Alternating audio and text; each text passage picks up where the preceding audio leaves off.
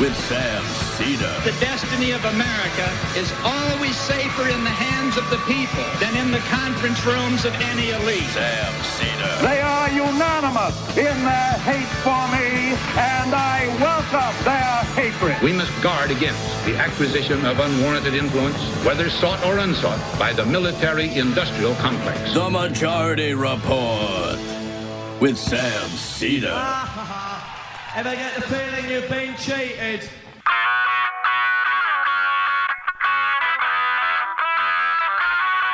It is Monday, April 15th, 2019. My name is Sam Seder. This is the 5-time award-winning Majority Report. We are broadcasting live steps from the industrially ravaged Gowanus Canal, the heartland of America, downtown Brooklyn, USA. On the program today, Professor of History from Berkeley, Caitlin Rosenthal, on accounting for slavery. Also on the program today, establishment Democrats launch broad attack on progressives as Bernie hits back. Meanwhile, Trump spurs death threats against Ilhan Omar, and the New York Post spurs a boycott. Trump administration plans to use undocumented immigrants as a cudgel, and the rest of us are wondering, why do you think this is a bad thing? Meanwhile, the Donald Trump re-elect campaign raises $30 million in Q1. That is a bad thing. Democrats set a new deadline on the Trump taxes. And the head of AccuWeather, nominated to head and privatize the National Oceanic Atmospheric Administration, oversaw a company chock full of sexual harassment allegations. Meanwhile, Elizabeth Warren introduces a plan to freeze drilling on public lands and eliminate offshore drilling. Pete Buttigieg. Pete Buttigieg. Butt judge. Pete Buttigieg is officially now a candidate 2020, and the former Volkswagen CEO charged with fraud in Dieselgate. All this and more on today's program. Folks, forgive me. I took a late flight. I'm a little bit tired this morning. My voice is a little bit, actually, it probably sounds as good as it ever does. That is the irony of radio. If you're exhausted, you actually sound better. It's a little pro tip. So? That's right. Well, for some of us, maybe. I'm not sure. But that is a pro tip there. And just a little house cleaning. We are going on vacation. Starting at the end of the week, we have all new interviews, some really fascinating interviews that we have done over the past couple of weeks, doubling up. And we will be providing those all next week. So don't miss those. You know, we try and do some of the most interesting interviews during that time, to draw people in. But then I feel bad because we don't, because the show's not live, we don't get the same. We still do pretty well. But we don't get the exact same number of people. Yeah, but the big MR heads know what it's about. That's right. Those in the know. Speaking of which, you can become one of those MR heads by going to jointhemajorityreport.com. Jointhemajorityreport.com. We give you extra content every day, and you support this show. So, okay, the Democrats have Treasury Department blew through the deadline that the Democrats laid down for the legal exercise of their legal right in Congress to see tax returns. Not something they should be doing on a regular basis, but in the context of the President of the United States, who has quite clearly lied about his business interests relative to his role as president. We know, at the very least, he had claimed that he had stopped pursuing a multi-million, $100 million deal in Moscow, I think it was, for a building, and had claimed that he had stopped pursuing that and then hadn't. That in and of itself is a good reason to look at the tax returns. But of course, there's been a lot of reports that he has avoided taxes in the past. I don't know that that's actionable. Maybe he did it 10 years ago as opposed to 7 years ago. And but it's always nice to know that the guy who is president of the United States may have been a complete scofflaw for an extended period of time. But Sarah Sanders has an interesting riposte. Is that what I'm looking for? Response? Riposte? Riposte to the request of Democrats to send the tax returns there. Richard Neal from Massachusetts, he's the House and Ways Committee chairman, sent a second letter to the IRS on Saturday in his push to obtain Trump's tax returns after the agency had missed the original deadline. Neal now said that concerns about his request lack merit, and he expects a response from the IRS by 5 p.m. on April 23rd.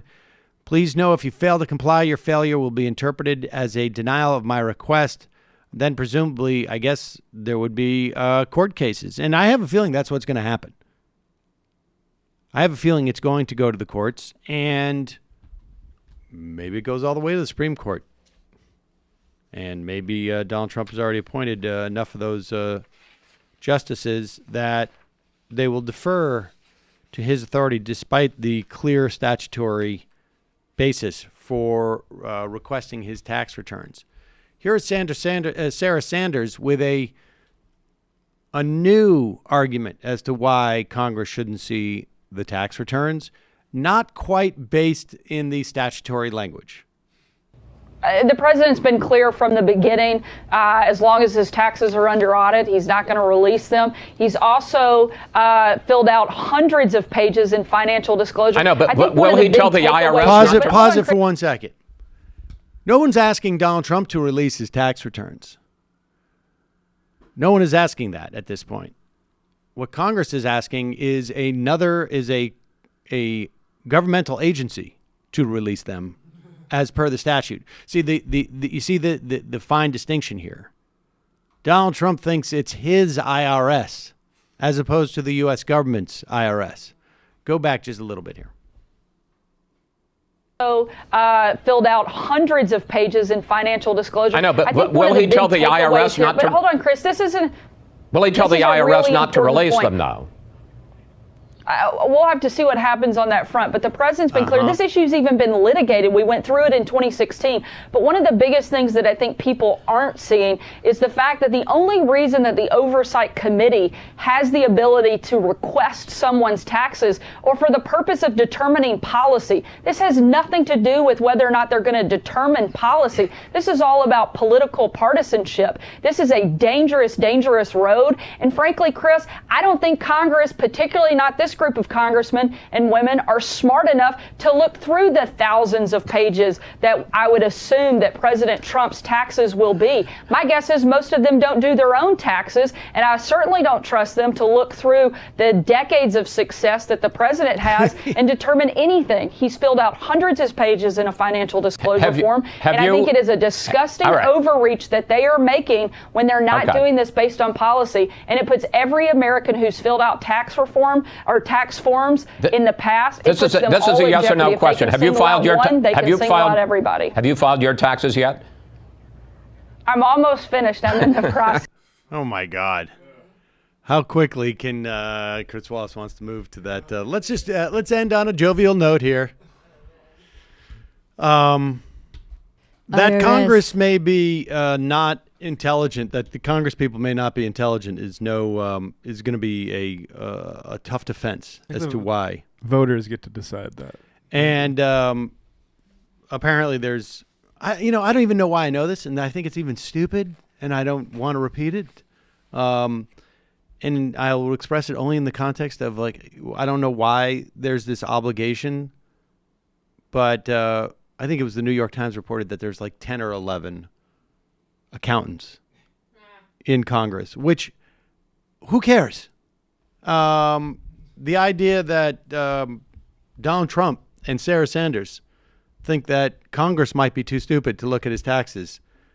That's just one of those lines that's delivered because they know Trump's going to be like, good job on saying that. That was awesome. Well, and not just Trump, for that matter. Oh, yeah. All the Trumpistas and members of the Republican. I mean, it is well-crafted politics in that respect, but it also should not even be repeated. And by, you just don't answer that question. We don't need to have a Congress full of accountants. Sick burn, Sarah. Nice job. Oh, that was good. Good makeup, too. Call him stupid. Thank you. Folks, one of the most important things we do for our health every day is brushing our teeth, yet most of us don't do it properly. Quip is a better electric toothbrush created by dentists and designers. Quip was designed to make brushing your teeth more simple, affordable, and even enjoyable. With sensitive sonic vibrations, it's gentle on your sensitive gums and built-in 2-minute timer pulses every 30 seconds to remind you when to switch sides and guide you to a full and better and even clean. They also send you a replenishment pack every 3 months, so you change your brush head when it wears out. And better yet, Quip doesn't require a clunky charger. I would talk about why I love my Quip, but instead today what I'm going to do is read you a text that I got from my sister. And I've been waiting for a Quip ad for now almost 3 weeks. On a Thursday in March, my younger sister, who I gifted a Quip to. Sam, my dentist wanted me to thank you again for the Whip toothbrush. He was impressed with my teeth and noticed an improvement, and then she put the asterisk Quip. And I'm like, can I use that on my show? She said, yes, go ahead. So there it is, folks. Another happy Quip customer. Her dentist noticed the difference. And that's just one of the reasons why I love Quip and why they're backed by over 20,000 dental professionals. Quip starts at just $25. If you go to getquip.com/majority right now, you get your first refill pack free with a Quip electric toothbrush. That's your first refill pack free at getquip.com/majority. Also, it may feel like cybercrime is something that happens to other people, but stealing data from unsuspecting people on public Wi-Fi is one of the simplest ways for hackers to make money. When you leave your internet connection unencrypted, you might as well be writing your passwords and credit card numbers on a huge billboard for the world to see. Protect yourself today with ExpressVPN. ExpressVPN secures and anonymizes your internet browsing by encrypting your data and hiding your public IP address. ExpressVPN has easy-to-use apps that run seamlessly in the background of your computer, and your phone, on your tablet. Turning on ExpressVPN protection only takes one click, and it costs less than $7 a month. ExpressVPN is the #1 rated VPN service by TechRadar, and it comes with a 30-day money-back guarantee. Protect your online activity today. Find out how you can get 3 months free at expressvpn.com/majority. That's ESSVPN.com/majority for 3 months free in 1-year package. Visit expressvpn.com/majority to learn more. And lastly, one of today's sponsors is Skillshare. This is a great service. I've already recommended it to 2 or 3 people in my orbit. Anyone who goes to skl.sh/Majority Report 2, and of course we'll put this link in our podcast and YouTube description, is going to get 2 whole months of totally free access to Skillshare's entire library of super quality online courses and tutorials. Skillshare is a vibrant online learning community that offers courses on everything from design to video editing, photography, business, technology, cooking, meditation, everything in between. There are Skillshare courses for everyone. You'll have no problem finding a course that will be useful to you in both your personal and professional lives. Whether you want to sharpen your skills to something you already love doing or you want to learn how to do something totally new, Skillshare has you covered. They have courses for entrepreneurs, courses on computer coding, web development, personal nutrition, learning new languages, Photoshop, you name it. I was just going through the Skillshare. Where did I get that? Here. I was just going through the Skillshare library, thinking about like what I was going to listen to. I'm going on vacation shortly, and maybe I'll do like a creative writing course, or maybe I'll look at one of these like entrepreneurial classes or how to maximize your social media type of thing. How to write content that people share. That seems like that might be relevant to me. Yeah, they got posting lessons. They everything. Design, big design stuff, which I think it might be nice for me to learn the basics of. All sorts of stuff. And you have 2 months for free. Just think of everything you have at your fingertips for, like I say, for 2 months. Again, that's skl.sh/Majority Report 2. Put a link under this video if you're watching on YouTube and in our podcast description. All right, we're going to take a quick break. When we come back, we're going to be talking to a professor of history, Caitlin Rosenthal, about a book she wrote that examines the business practices of slavery and how closely they hew to our business practices of today. A little disturbing. We'll be back. By the way, we have music from a fan of the show, Dave Ridnell, and his duo Colo and Ridnell. So Dave is a super fan of Majority Report. So you won't hear this on YouTube. And this just got released. Just released, yep. Sunny Day is the album and also the song here. All right, well, if you can't hear it, because on YouTube we have some problems playing audio like that, but check it out.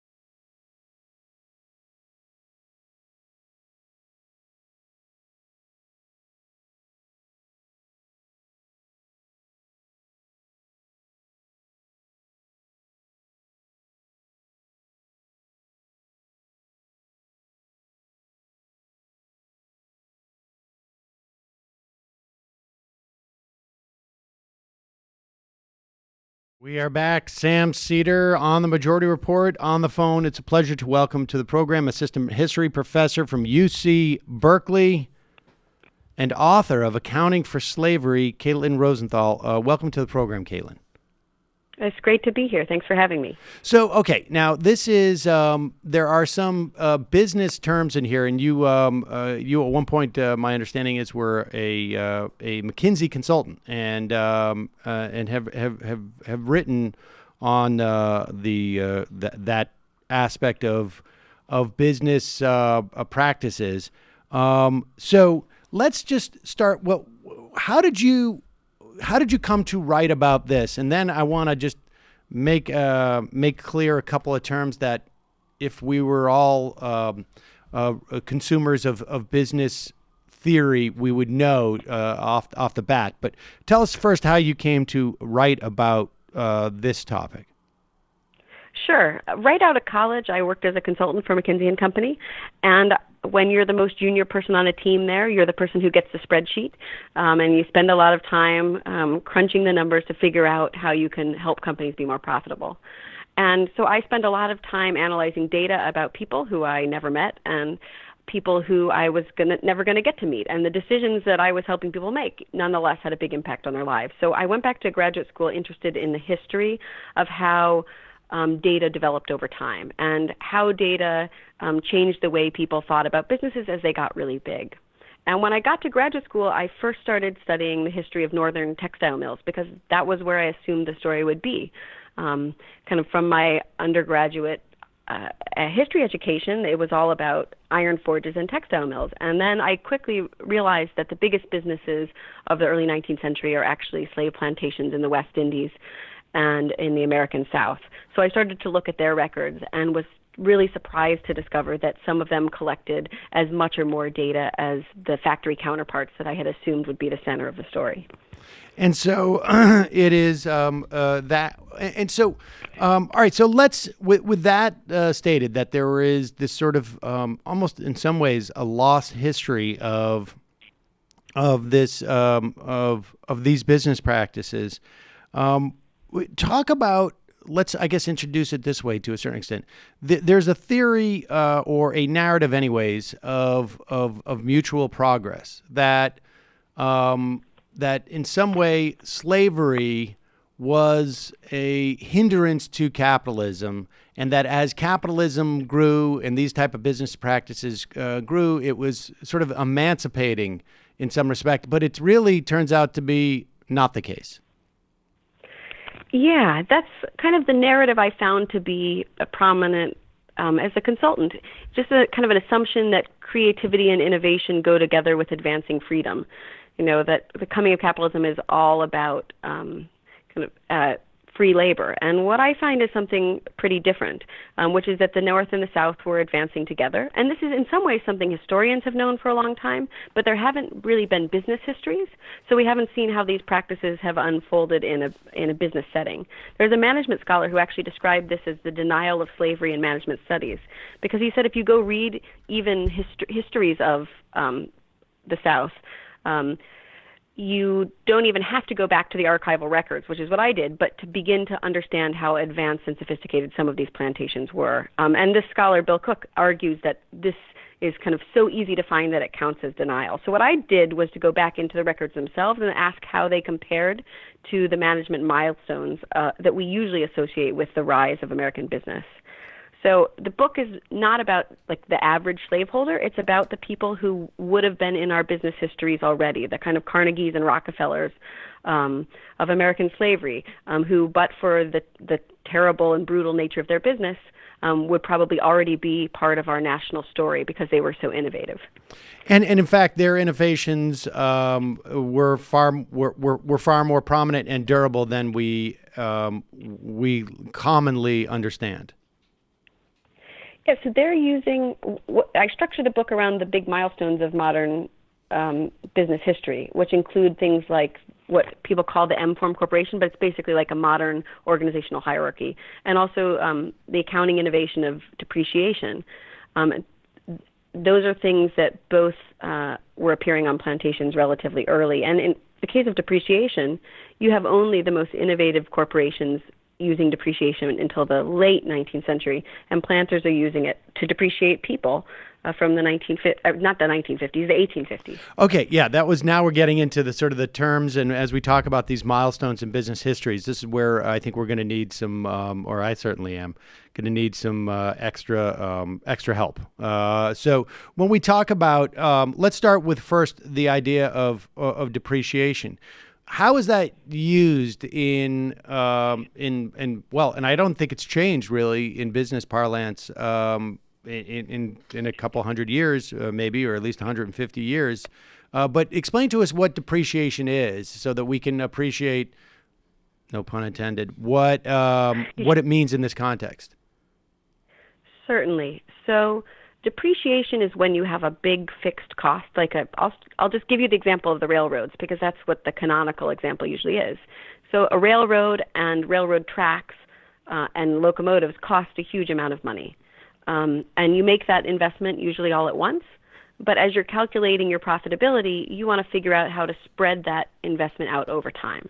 And wear and tear means it's going to decline in value. So you take your train and you say it's worth this much today, and then you figure out how to value it over time, which has implications both for your profits, and then today it has big tax implications. So that was less so at the time. So it's a strategy for figuring out the changing value of long-lived capital assets.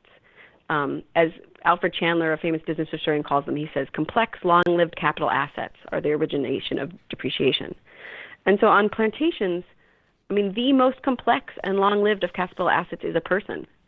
And people are unique because, unlike most factories and machines, people are unique for lots of ways, I mean, which we could talk about in a minute, but enslaved people appreciated in value as they grew older, as they learned skills, as planters invested in what we would call human capital. Then their value peaked in their late teens and 20s, and then already into their 30s, people are beginning to depreciate and decline in value as they get older. And so what does this tell us about the way that, I mean, so what does that tell us that these depreciation, this depreciation perspective was applied to human beings? Because we don't see that in modern day worker or even in contemporary workers who were actually paid, right, and had the freedom to leave. Did we? So this is like a yes and no. Of course, we don't depreciate people in the way that planters did, in that same kind of reductive way that assumes you have power over someone. But of course, human capital is a huge part of the ways businesses think about strategy. And planters didn't call it human capital, but they clearly do calculations of human capital, and they assess how they're changing over time to make business decisions and to figure out kind of how to allocate the people who are the capital that's the basis of their business. Okay, will you explain that term to us too, human capital? I mean, what do we mean by that in business parlance? And then how is that used in the context, or not used, but I guess assessed in the context of slavery? Because it seems to me that on some level, the whole key to slavery from the perspective of the plantation owners is that this is not human capital. This is more or less, these people, our slaves, are more or less like the things that till the land or something. They're just they're machinery. So when we talk about human capital, we talk usually about investments in skills. Like businesses might train someone to increase their human capital, and plantations are interesting because they see the exact same thing. I have ledgers from the British West Indies that have something like 20 different occupational categories, many of which are skilled, like a skilled blacksmith or a skilled cooper who made barrels. And even within those skilled categories, you have enslaved people who are the head person within that category, so they're also in charge of being managers. Now, today businesses worry about losing their human capital, and planters didn't have to worry about people quitting. They had to worry about people running away, escaping from the plantation. They had to worry about death, but they have many of their problems really radically simplified. But to get to your other point, what's interesting is that planters are at the one treating people as skilled labor, but at the same time, the record I just described that has those 20 occupational categories is immediately followed by an identical record for livestock. That instead of the categories of labor, you have sheep and mules and categories of so people are being treated really as animals and machines, but also planters understand that what makes them so valuable is the fact that these are people. So they're able to do both kinds of accounting and move back and forth between them. And so when we talk about the way that they treated human capital, I guess, and also this concept of depreciation with the workers as if they're a piece of equipment they bought. I mean, where does this how does this implicate? I mean, were these like founding these practices? Do they end up becoming like the building blocks of modern day capitalism and I guess business practices? So the story I tell is not exactly an origin story. When I first started writing the book, I didn't really understand what a big deal slavery was. I mean, it sort of sounds silly to say that, but I only slowly began to understand how foundational it was to the American economy. So when I first started writing, I was looking for, the single link that was going to show that plantation slavery influenced Northern scientific management. And I did find some links, but not really a smoking gun that said this is the foundation. What I uncovered instead is the fact that the Northern and Southern economies and also the Northern and the Caribbean economies are just deeply intertwined for the whole 150 years where capitalism is emerging. So I came to think it was sort of, I was asking the question wrong if I was looking for the single link, because really what you have is two economies that are intertwined. All those textile mills that I thought the story was going to begin in are, of course, weaving slave-grown cotton. And these people are in communication all the time. So it's not really about one link. It's really about the whole story being more complicated. And and I think there's been a lot of, we've interviewed over the past couple of years several historians who have gone back and sort of reassessed the import of cotton, frankly, and I guess maybe other, tobacco, but primarily cotton in terms of driving the economy, not just of the South, but of the North as well. And so was there a sharing of back and forth in terms of business practices? I mean, the gist of it is just that really how sophisticated these big plantations were run, which I guess is a surprise because why? Well, so it's an interesting question. How surprising is this? When I was a consultant, I used to joke that, insights needed to be surprising or resolve controversy. And the interesting thing about this fact is that people either find it super surprising, like they had no idea because they really believed that slavery was backwards from the perspective of innovation, or they find it totally unsurprising. They're like, I never thought about business practices, but of course, knowing what I know about slavery, so it's a kind of it's like a litmus test for where we are in our national conversations about slavery, which is that some people have begun to get it, and they start to read about plantation business practices, and it's still really tells them a lot to see the granularity of how they innovated with violence. But the most illuminating thing is that a whole other set of people find this stuff totally shocking. Right. The idea that planters were using basically paper spreadsheets to calculate the output per person in a very similar way to what we do now. So the shocking part is that there is some type of presumption that exists among some people that slavery was somehow an aberration in some way, and that it was a function of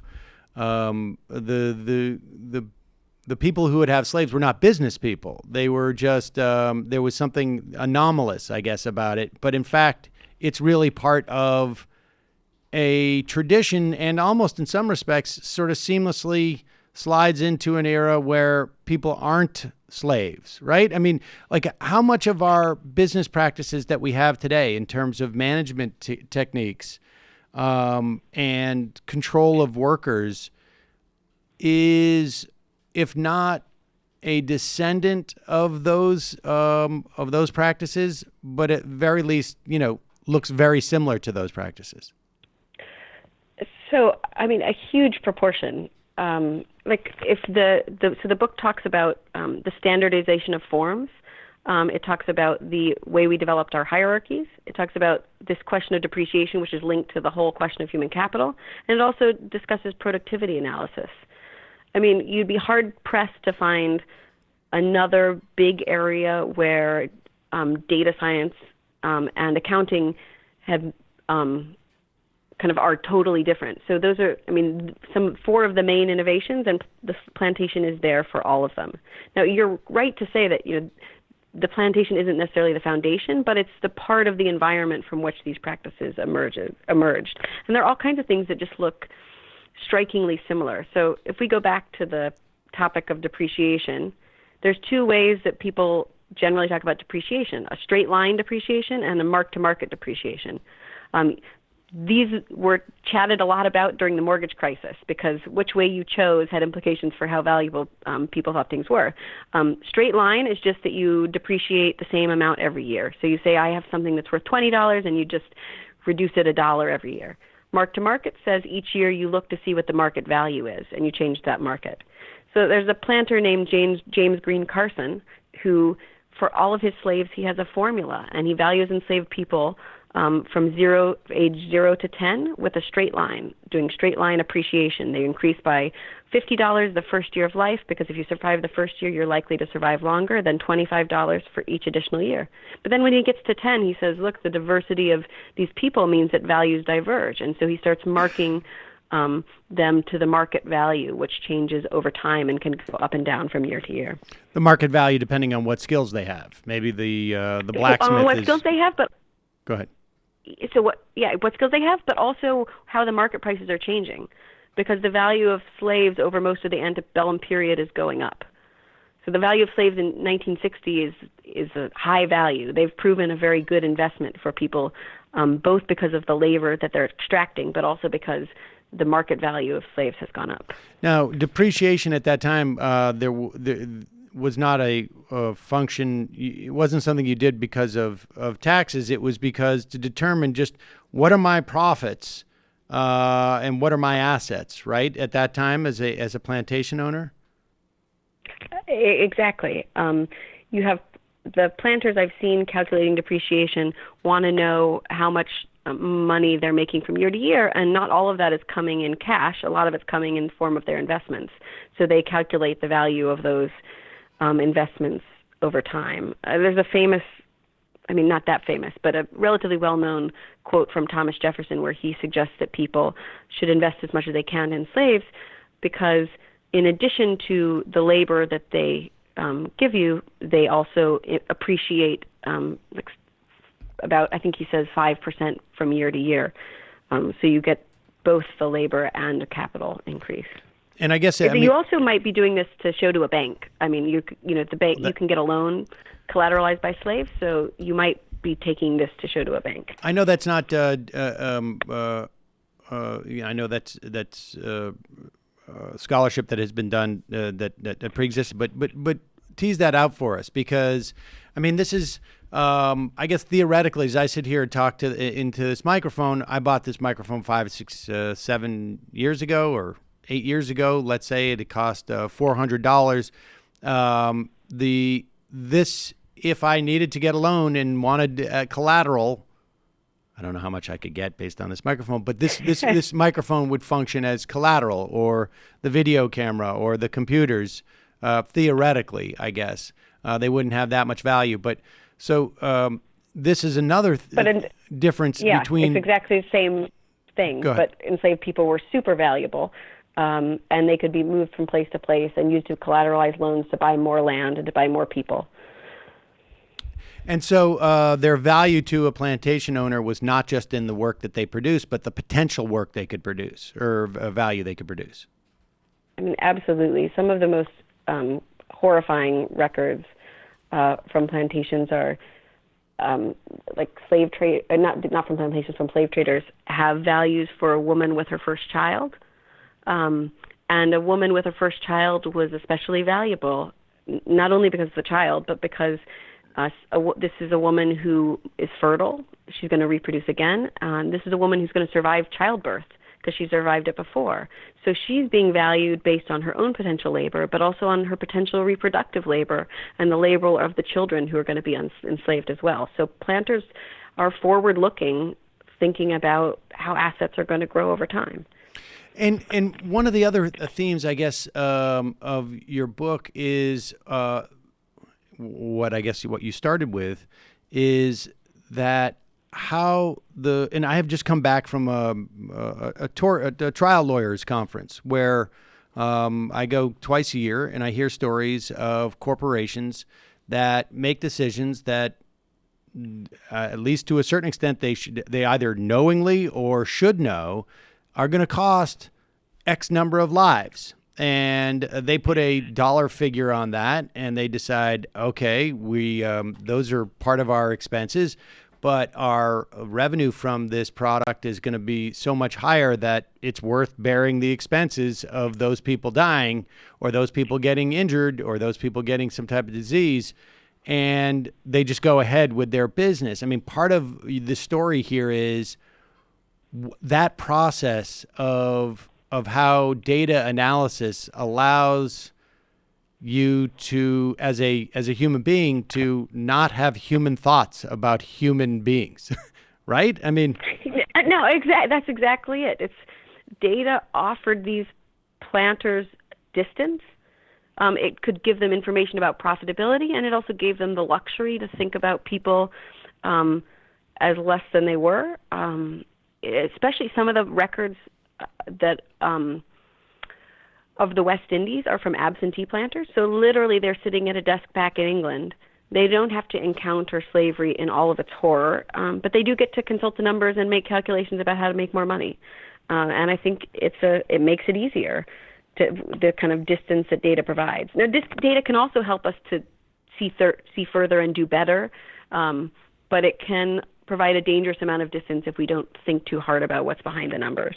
I mean, it seems to me if these processes could allow people who were trading human beings and who were looking at a mother, a pregnant woman, and or a mother with a young child as particularly valuable asset, right? Because this woman becomes a machine for producing more of this product, or I should say these machines that will work on their farm.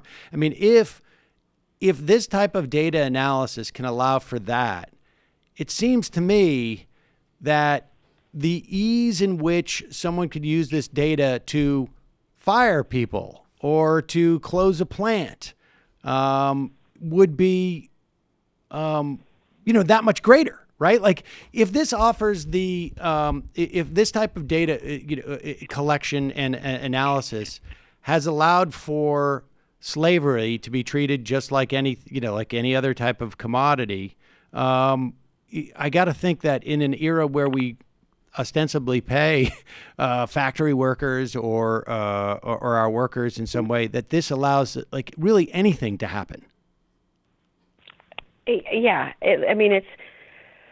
In one way, this is a really different circumstance because enslaved people couldn't quit, so things are quite different. But on the other hand, in a era where we have global labor kind of labor markets, and lots of countries allow workers to be badly abused, allow poor safety conditions.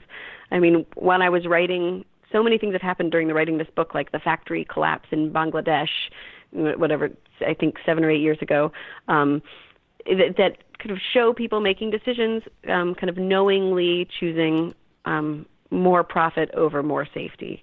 And it's just really easy to do that. Now, the data also has opposite potential. One of my favorite, there aren't that many uplifting records you find from plantations, but one of the most interesting examples I do have is there's some abolitionists who take a plantation journal that shows horrible brutality, and they use it to calculate what they see as the human costs of slavery, and they use those calculations, which are based on a plantation journal, to argue against slavery back in England. So, like, the data could be turned around if it gets into the right hands. People can see different things in it, but you can also see very, very little, and it allows you to be a partner to horrible atrocities. That's one of the other aspects too, is that the slave owners perceived their ability to maximize the value of their slaves as sort of definitional to economic freedom and ultimately, I guess, states' rights. And it doesn't look that way if I'm a slave, but they didn't perceive slaves as having a perspective on this assessment, right? I mean, so I guess what I'm getting at is like these perspectives on labor are durable, and it's true. Workers can quit if they feel like their health care is not in jeopardy, if they feel like they're going to be able to get another job, down the street, if they're not worried about their children. But if those things aren't somewhat obvious to them and clear to them and guaranteed to them, then on some level they're in a similar disposition to the company. And we have seen this sort of durability, I think, of like these practices, through the past 150 years. Yeah, I think, in a way, for me, one of the lessons of the book is about the need for labor regulation, because this is really a story about just how far people will go in the pursuit of profit when they have the opportunity. The planters saw the end of slavery as a theft of their property. They saw it as the government coming in and expropriating something they thought they had a right to. So they saw it as a restriction on their freedom.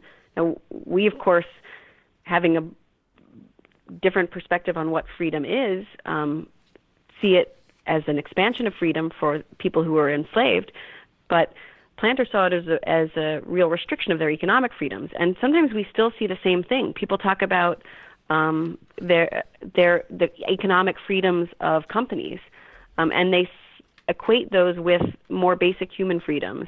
And sometimes they even choose those economic freedoms over the more basic human freedoms.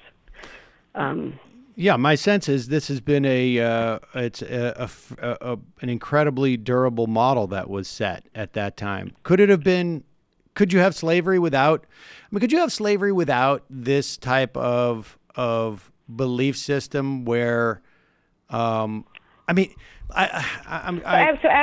So slavery is a super old institution. Right. And we also have slavery all over the world. And slavery has a lot of different forms.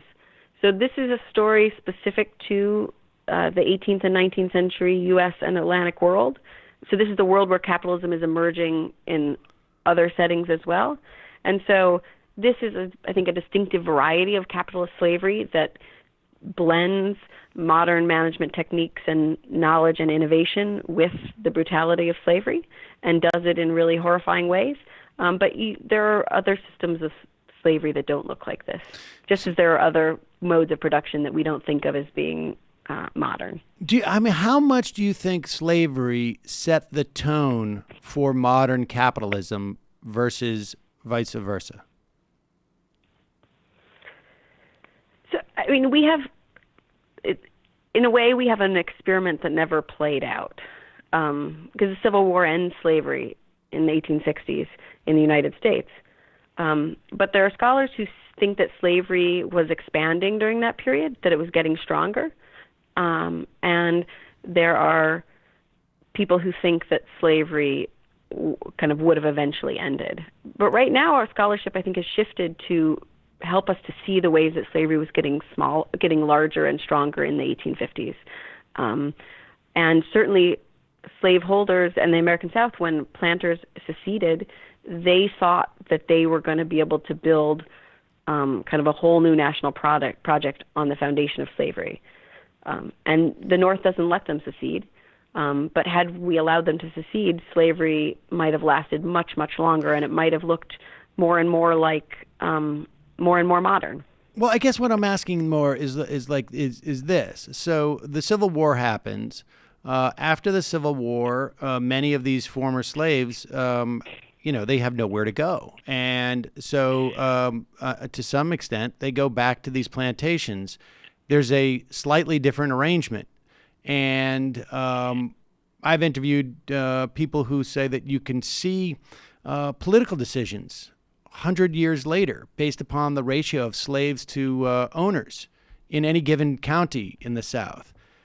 So if that durability exists, at least in terms of the perspective of capitalist owner to at one point slave, and then just underpaid worker, somewhat indentured servant.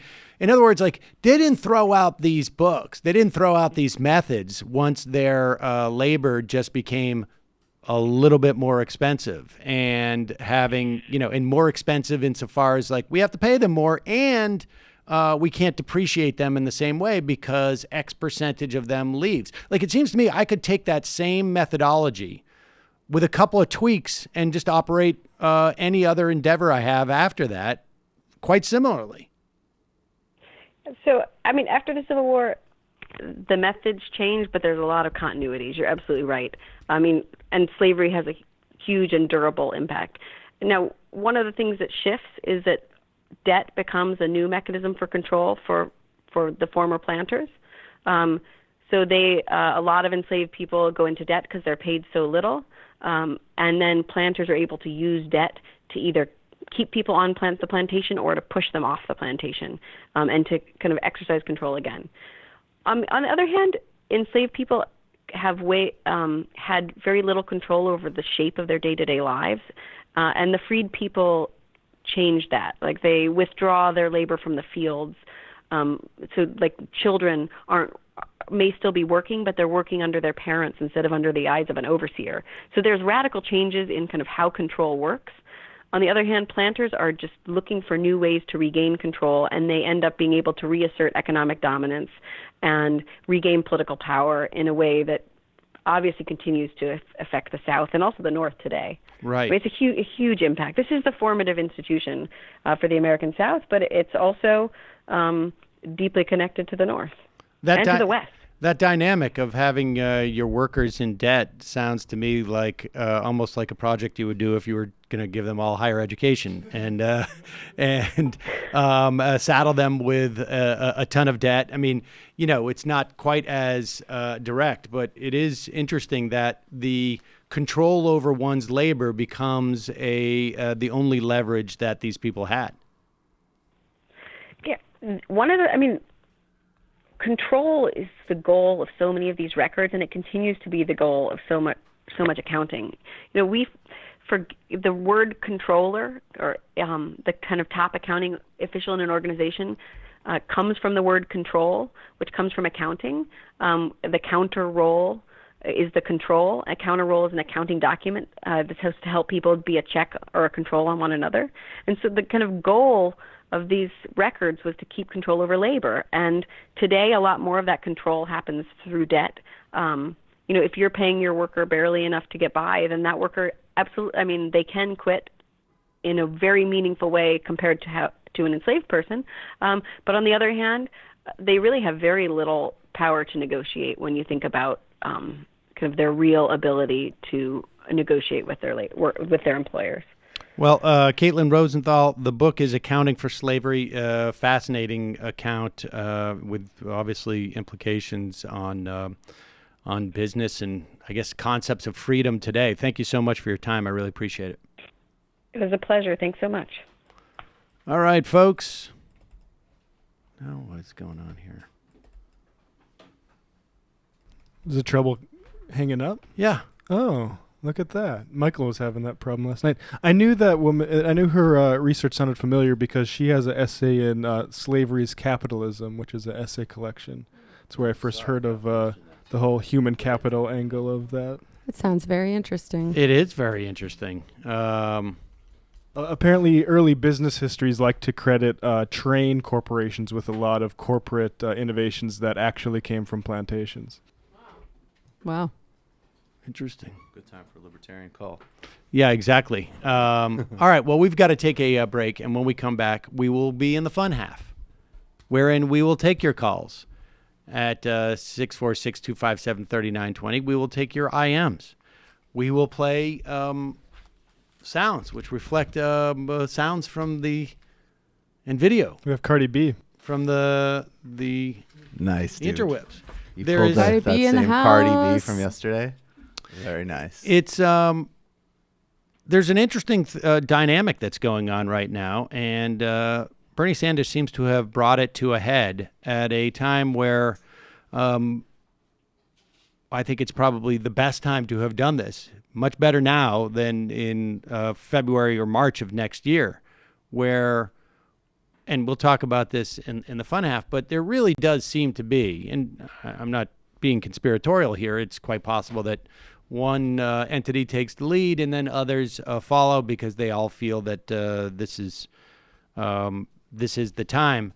But there does feel like there is an attempt by I don't particularly like this word, but the establishment of the Democratic Party to attempt to heal, HEEL, not HEAL, the progressive wing of the Democratic Party. And you're saying they're going to bring them to heel?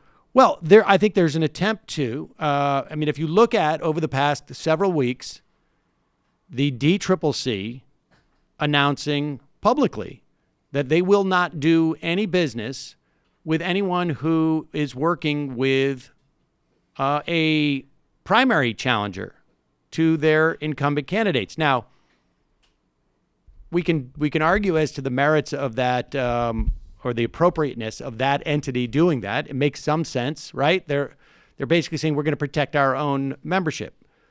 And to some extent, it's been talked about that they've done this in the past. They just have done it sort of submerged in some way. But the fact that they would make it such a public statement of it is an attempt to intimidate. And they're well within their rights, of course. This is what political actors do. Nancy Pelosi, not defending Ilhan Omar, and certainly there are other aspects to this other than her progressiveness that is at issue here, obviously because she is a Muslim, and there's a lot of donors who are highly sensitive to Muslims saying things that they perceive as being anti-Semitic. Well, the Democrats, they love Muslims when they can use them in photo ops, but then when they have opinions that they disagree with. We're talking about the establishment Democrats, because AOC is a Democrat. So, sure. Okay. So we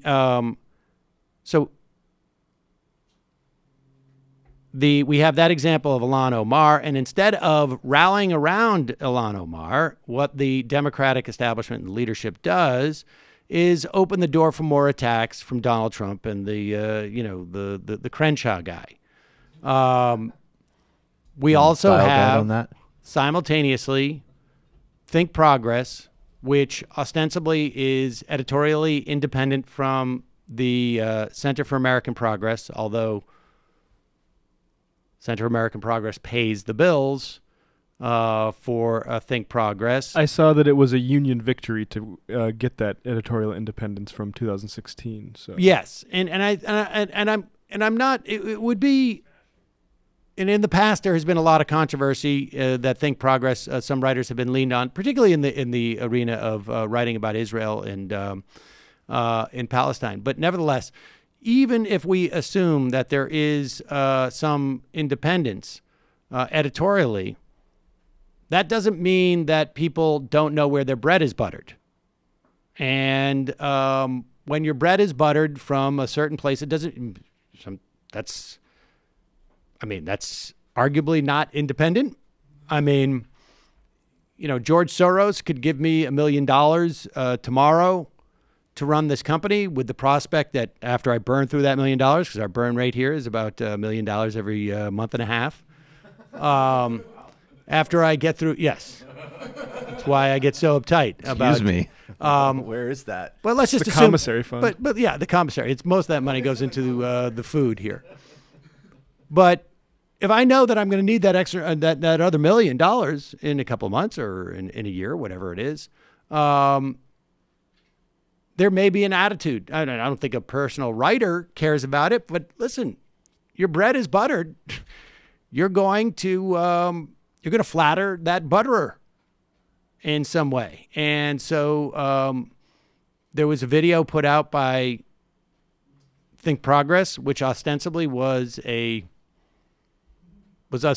journalistic piece, noting that around the time Bernie Sanders made what people suspect is $1 million off of his book,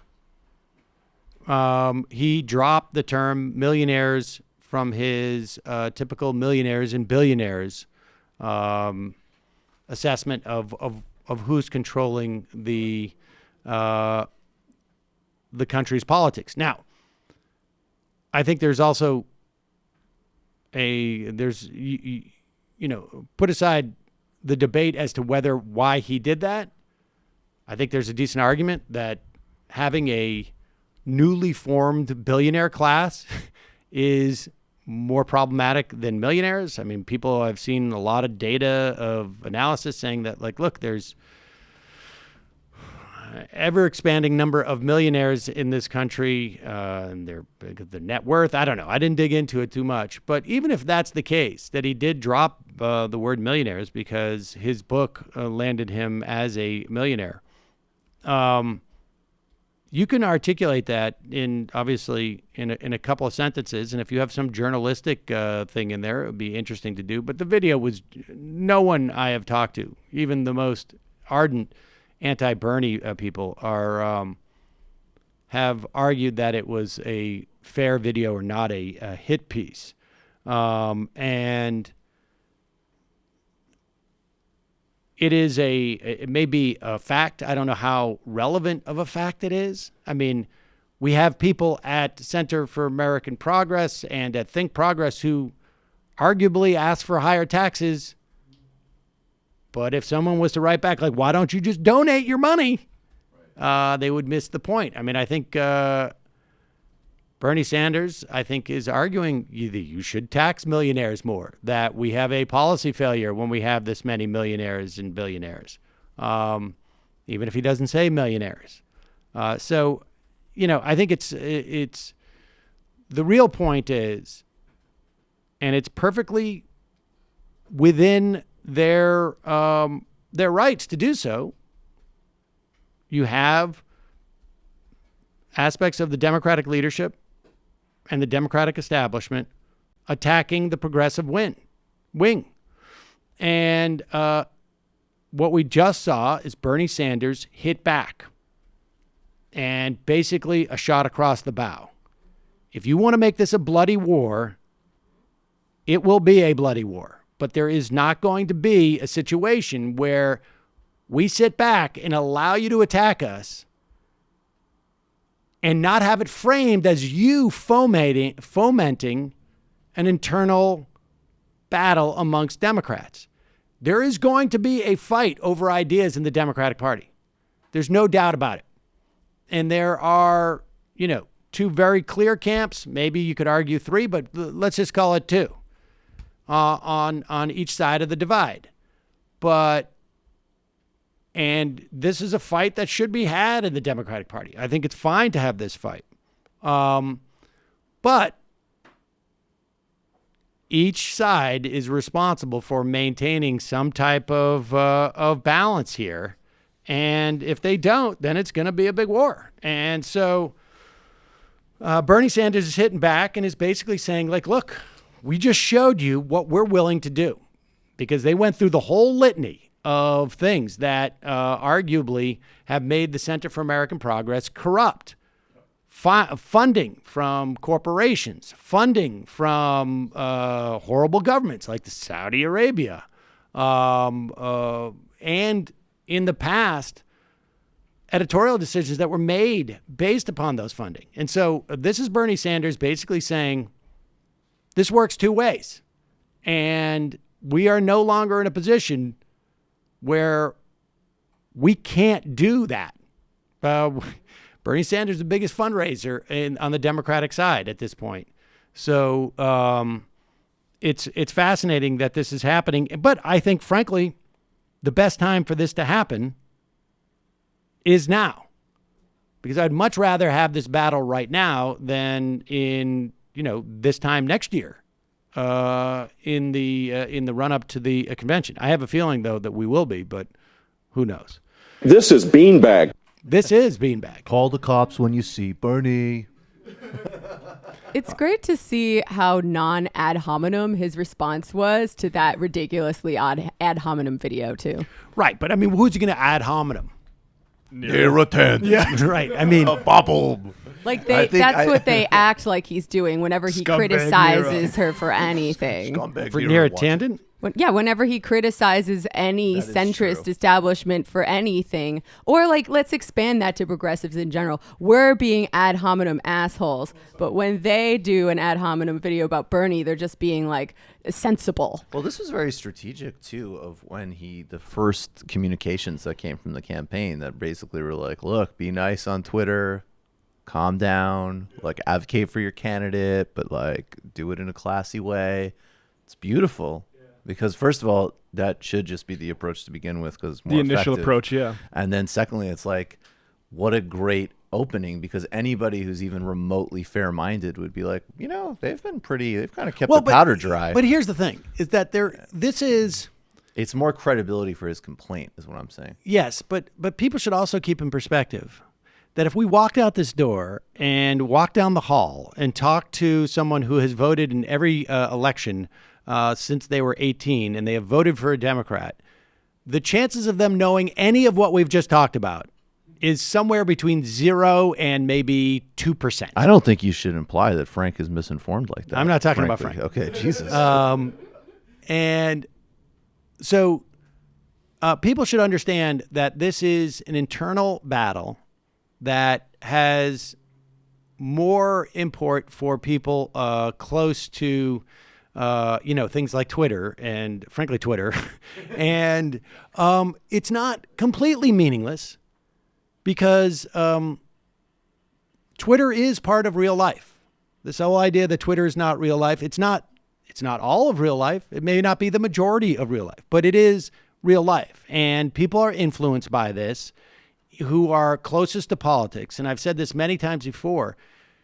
There is value in preaching to the choir because the choir is really, particularly when you're talking about, administrative stuff that has to happen around the church.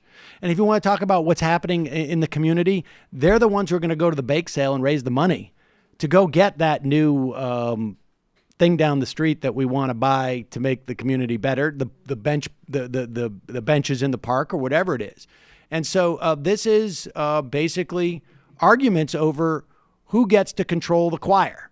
And that's pretty important. So it's very important. And may I do another Sopranos reference? Sure. Do you remember the episode? Well, I know. Are you doing anything other than wearing tracksuits now? No, and watching Sopranos. Michael's whole life has become a Sopranos reference. Yeah, exactly. It's an episode where Paulie's haunted by ghosts, and he goes to the priest, and he's just like, the contributions to the general fund should have taken care of this. Yeah. All right, we're going to take a quick break, head into the fun half. Remember, you can support this program by going to jointhemajorityreport.com. And, folks, it is April 15th. It's tax day, but it's also the month of April where you can get 30% off all the coffee at justcoffee.coop. Fair trade coffee, tea, and chocolate. So you can try the different blends. We just ordered 10 pounds of the Majority Report blend. Prepping. Yeah, who drank it all this weekend, apparently? We weren't in here. We didn't make any coffee, though. Was there a third group? Actually, if you check the tape, we actually had some iced coffees from outside in here. We did. So we brought outside sources. So maybe Brendan was in here. Well, Brendan was in here and had saved some coffee for Monday, and apparently somebody came in and took the coffee beans. We got coffee gnomes. Maybe you're sleepwalking, Sam. I was out of town. I was out of town. Ate a bag of coffee beans. I could totally see Sam walking in the middle of the night down here. I'm to get measuring coffee. all of these potential explanations for the tell. Just know that. Strangers in the studio.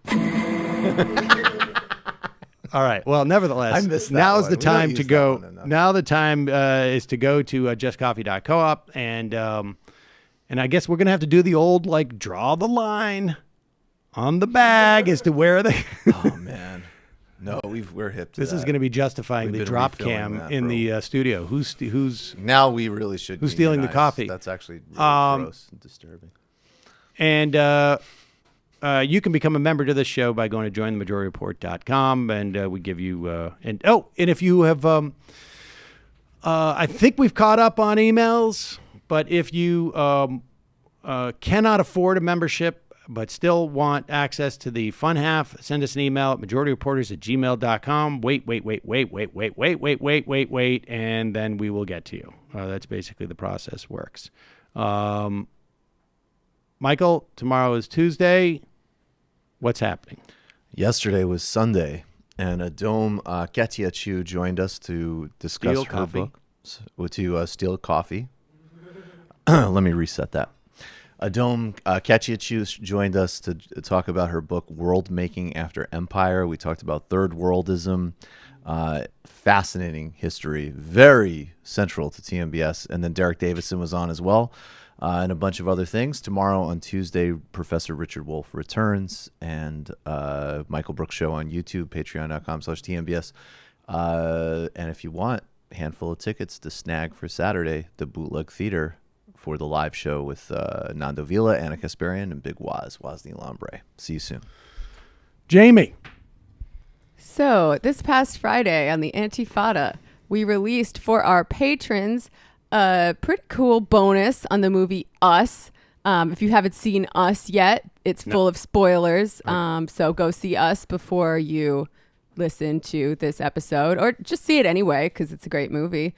We had on Leslie Lee III from Struggle Session because he helps us out with all of our cultural critique because, you know, he's the master. So I gave my vulgar Marxist take. We read Breitbart's take about how it's about the dangers of socialism. Sean gave a little Hegelian take. Andy gave a Black Flag related take. And then Leslie gave a pretty accurate take about what the movie is actually about. So if that sounds good to you, check it out. Patreon.com/theantifada. I think Us was about the MTA. Literary Hangover, Oscar Wilde, The Soul of Man Under Socialism. That was released last weekend. Coming up on Saturday is George Orwell looking back on the war in Spain, which is basically Orwell saying he doesn't like Stalin, but from the left. So people might want to check out that if they want to understand Orwell's relationship to both Stalinism and fascism. And also, there's going to be a premium members series called Orweller, where Alex and I discuss a whole bunch of George Orwell essays and him generally. So that's just going to be for patreon.com/literary hangover subscribers. All right, folks, quick break. 646-257-3920. We will take your phone calls. You are in for it. All right, folks, 646-257-3920. See you in the fun. Are you ready?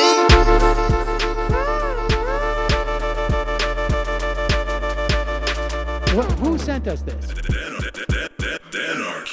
Alpha males are back. Boy is back. And the alpha males are back. Just as delicious as you could imagine. The alpha males are back. Boy is back. And the alpha males are back. Just want to degrade the white man. Alpha males are back. I take all of it in my throat. Alpha males are back. Homo says what? The alpha males are back. You are a madman. And the alpha males are back. I am a total cunt. Can we bring back DJ Dannerky's song, please? Yeah, or a couple of them. Just put them in rotation. DJ Dannerky. Well, the problem with those is they're like 45 seconds long, so I don't know if they're enough of a break for people. That's fucking nonsense. Hey, folks, reminder. I do not have Parkinson's. And the alpha males are psych. Fuck 'em.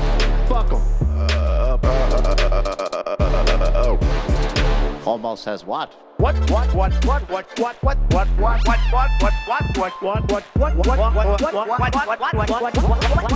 Homo says what?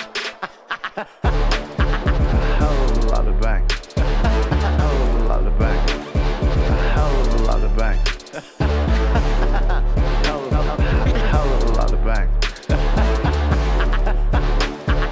Hell of a lot of bank.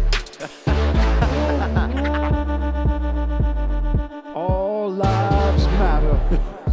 Have you tried doing an impression on a college campus?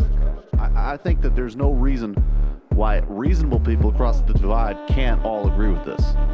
Psych. And the alpha males are back. And the Africans are black Africans. The alpha males are back. And the Africans are black. See Donald Trump out there, doesn't a little part of you think that America deserves to be taken over by jihadists? Keep it at 100. Can't knock the hustle. Come on! Fuck 'em. Things I do for the bigger game plan. By the way, it's my birthday. Happy birthday to me, Jew boy. I have a thought experiment for you. And the alpha males are back. Africans are black. Alpha males are back. Africans are black. Come on. Come on. Someone needs to pay the price for blasphemy around here. I am a total pussy.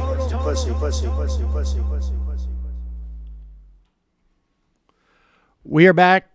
Sam Seder on the Majority Report, firing up the IMs. The phone calls are there.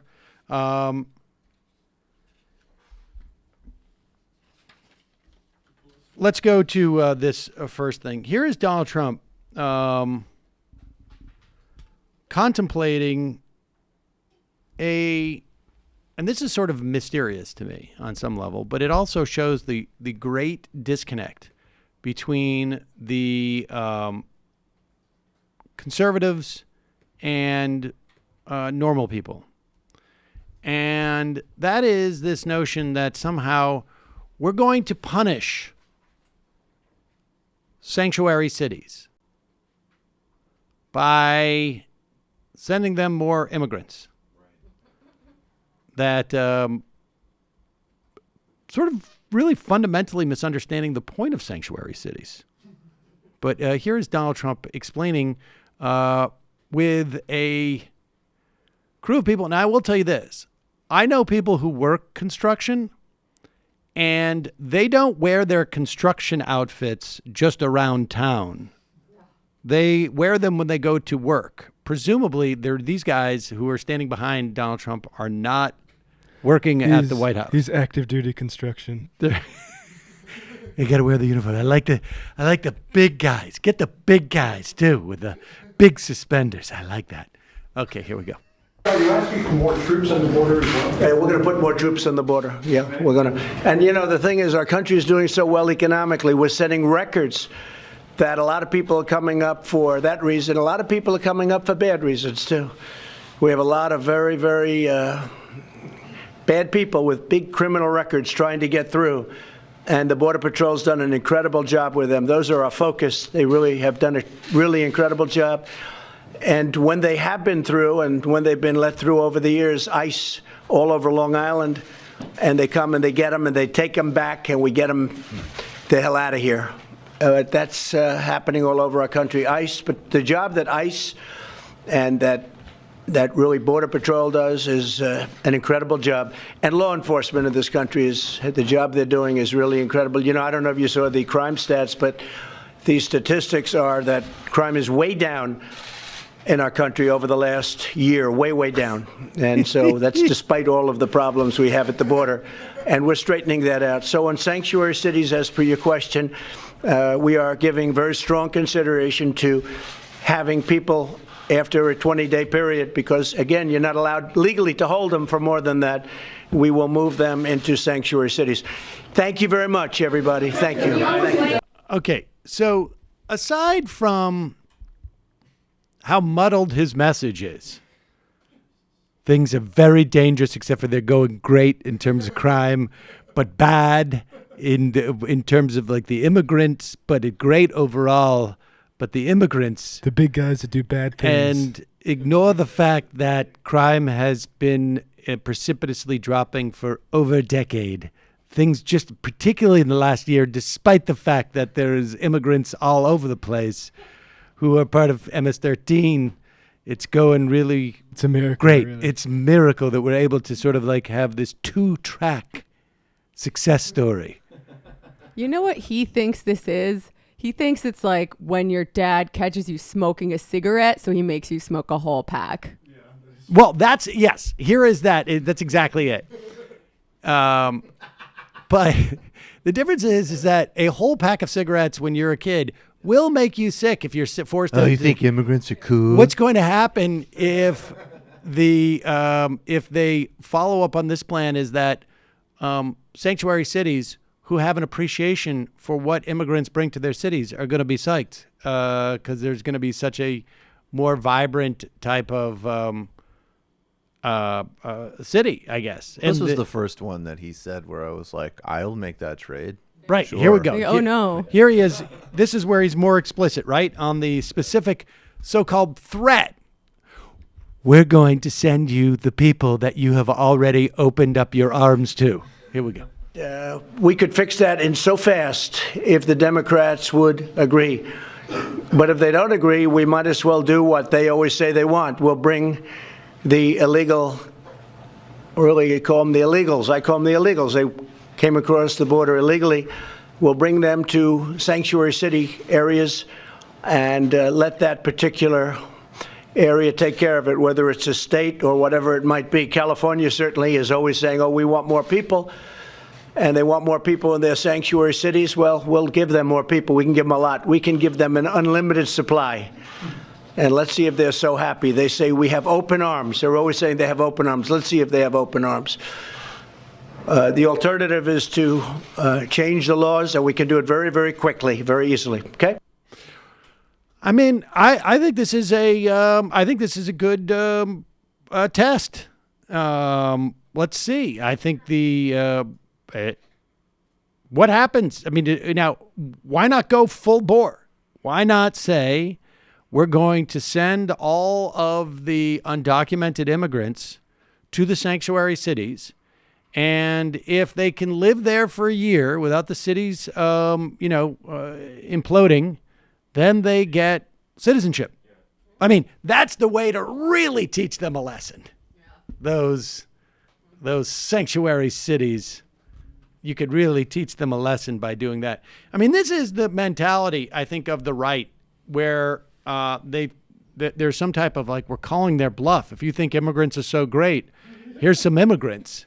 As if there was some type of, I don't know what kind of like 18-dimensional chess Trump thinks that the Democrats or the sanctuary cities are playing.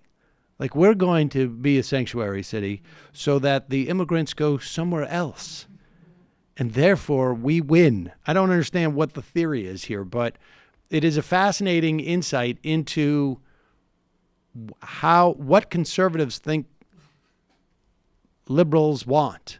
Well, he thinks that all liberals are hypocrites. So he thinks that liberals want to let in tons of immigrants that are going to, ruin other people's neighborhoods or whatever. But when it comes time to open up their own, they're going to be like, oh, no, no, no. But that's not true on a mass scale. Well, but that part I get.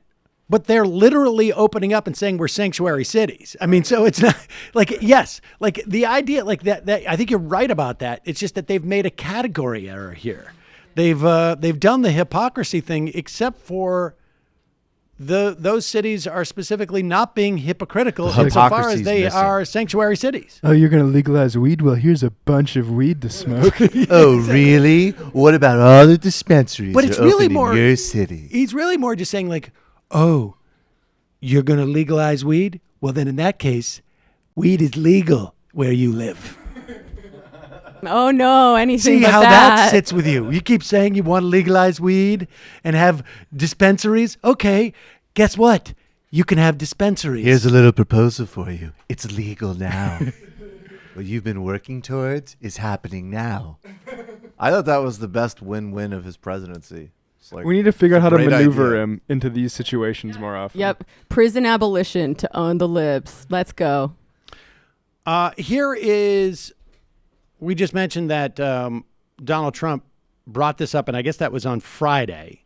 He brought up on Friday this threat that we are going to take undocumented immigrants after we hold them for 20 days and release them in sanctuary cities as some way of, like Jamie said, making a kid who smoked a cigarette smoke a whole pack simultaneously and get sick, except for that's not how it works, I think, with undocumented immigrants. I think it will give people an opportunity to see like, oh, these are just people who want to come here and work and take care of their families. Yeah, I guess we'll see. But then the White House walked back from that policy because, of course, aside from it maybe being illegal, I don't know. It's also just a stupid policy that sounds like someone on a talk radio or right-wing talk radio show had come up with, and then was afraid that someone would see the transcript and just like want it to melt away. The White House backed off it, and then Trump went out and said he wanted to do it again, I think by tweet. And so Sarah Sandra Huckabee, I guess, had to explain to Chris Wallace what the hell is going on. Is the president serious? Does he really intend to ship thousands of immigrants all across the country to cities like New York and San Francisco and a lot of other places?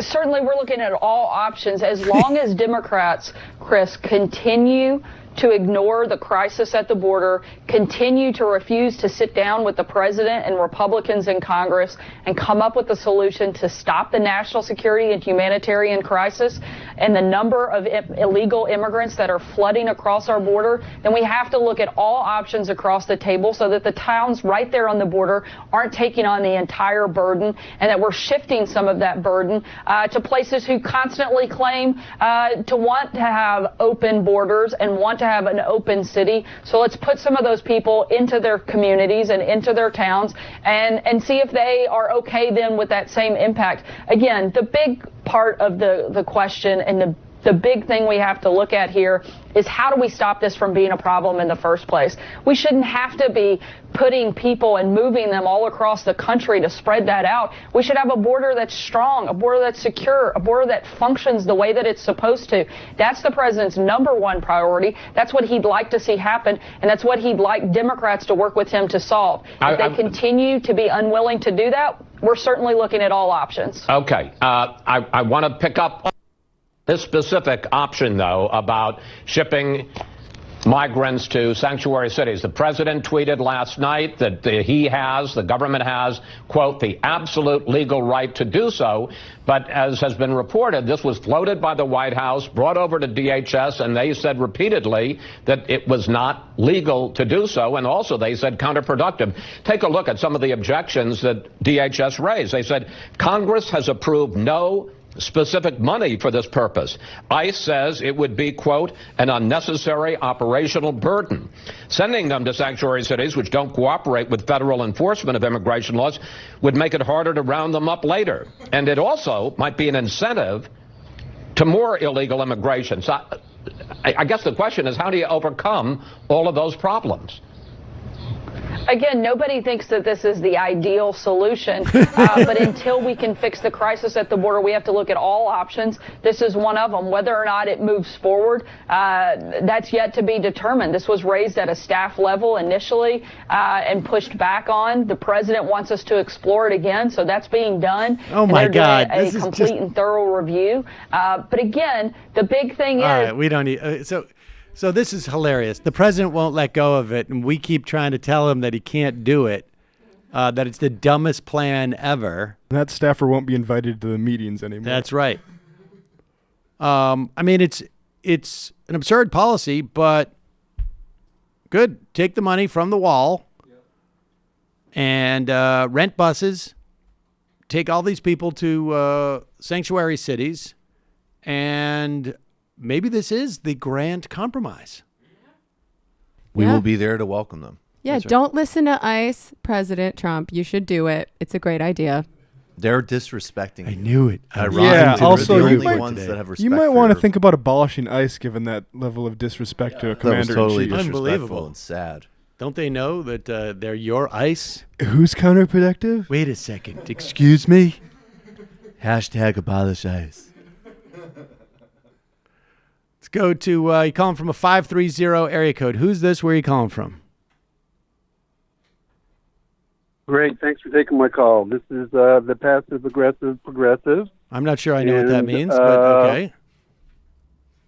Excuse me? I'm not sure I know what that means, but okay. That's just my handle, stupid handle. Okay. So, yeah, I called in last week and tried to talk to Michael a couple times, but wasn't able to get my point across. And I want to start out by saying I'm a big fan, been listening forever, and was a member, but decided it wasn't in my interest to do it any longer. But yeah, huge support is what I'm trying to say. So, all right, duly noted. Yeah, so I'm a little worried. I'm a little concerned. I follow John from San Antonio on Twitter, and I think he's voiced the same concern about what's going to happen if Bernie doesn't win the election. And I'm not really that concerned about the establishment Democrats. They're all fucking grifters. They don't give a shit. You know, their job is to keep getting all that fuck you money. All right, listen, just do me a favor. Members can swear, but non-members, I don't like to swear on the phones, please. So. Okay.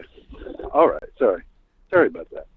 Okay, so I really value your opinion, and I'm trying to figure out how worried I should be, you know? How worried you should be? We need to put some... Okay, so you're asking me how worried should you be that Bernie does not win the election, the primary? Yeah. Well, yeah, I mean... I'm not worried, like I said, about the Democrats. The establishment Democrats. I'm more worried about the Bernie supporters. Okay, so you're worried that the Bernie supporters are not going to support the eventual nominee if it's not Bernie Sanders. Is that it? Yeah, exactly. Okay. You sure your handle is not the elusive passive-aggressive progressive? All right, well... I would say, how worried should you be? I don't know. It is too early to assess. I mean, I think I think it's really unhelpful for the DCCC to do something like we're not going to work with people who give us primary challenges. I think it's really unhelpful for Think Progress to put out hit pieces on Bernie. Right. I think it's like I said, that's their job. That's their job. That's how they get all that money. Okay, that's where they get their I think money. that's they're not going to give up their grift. Okay, I mean, I think then I think this is unhelpful, and I think that's you kind should. Of beside the point. All right, they're then not Bernie okay. supporters. Hold on. Are you going to keep interrupting me, or are you really genuinely calling to get my opinion on it? Because you said that's what you said the point was. I'm giving you my opinion. Okay. If folks like yourself and like me do not hold to account those people who are attacking Bernie, that is very politically, it makes a lot of sense for Bernie to hit back. In fact, it's essential. Yeah. I think if this is going to be the way that the establishment plays this, if we're going to get more of Nancy Pelosi going on national television and attacking the most popular members of the incoming Democratic class, then I think maybe you should be worried. Okay. Appreciate the call. All right. Thank you, sir. Right. Let's play that clip of Nancy Pelosi. I don't know what motivates this. I'm trying to find what is the political value of this. Now, conceivably, I have a couple of ideas in my head. One could be that this is just driven by donors, although that seems somewhat silly to me, but maybe. Two, it could be one of those things that Pelosi always wants to make it seem like she is the, from a public standpoint, to seem like very reasonable because she feels that this makes the Democratic caucus seem reasonable to all those people on the right who say stuff like San Francisco politics. I actually think this is the most misguided and most likely perspective that she feels. It's not inconceivable to me that she walks off this set and calls these 5 members of the class and say, look, I got to do that. I got to do that because I've got to project some notion to protect the members of our caucus who come from more purple districts. It's conceivable to me that she does that. I don't know. I mean, 60 Minutes is a big platform. They're very calculated in where they release this type of stuff and where they project this. So that's what could it be. But I think going into an election in 2020, very unhelpful to do so, particularly if you're worried like that dude who just called in that in some way you're going to alienate a big portion of the Democratic base or party. So you are contending with a group in Congress. Over here on the left flank are these self-described socialists. On the right, these moderates. Pause it. And you yourself. Now, let me just remind you that this is Leslie Stahl, right? She's full of garbage. They're not self-professed socialists. They're self-professed democratic socialists. They're basically FDR Democrats. But go ahead. On the right, these moderates. And you yourself said that you're the only one who can unify everybody. And the question is, can you?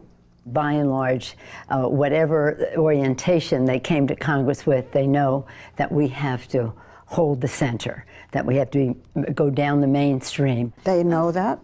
They do. But it doesn't look like that. It looks as if it's fractured. She likes to minimize the conflicts within her caucus between the moderates and the progressives.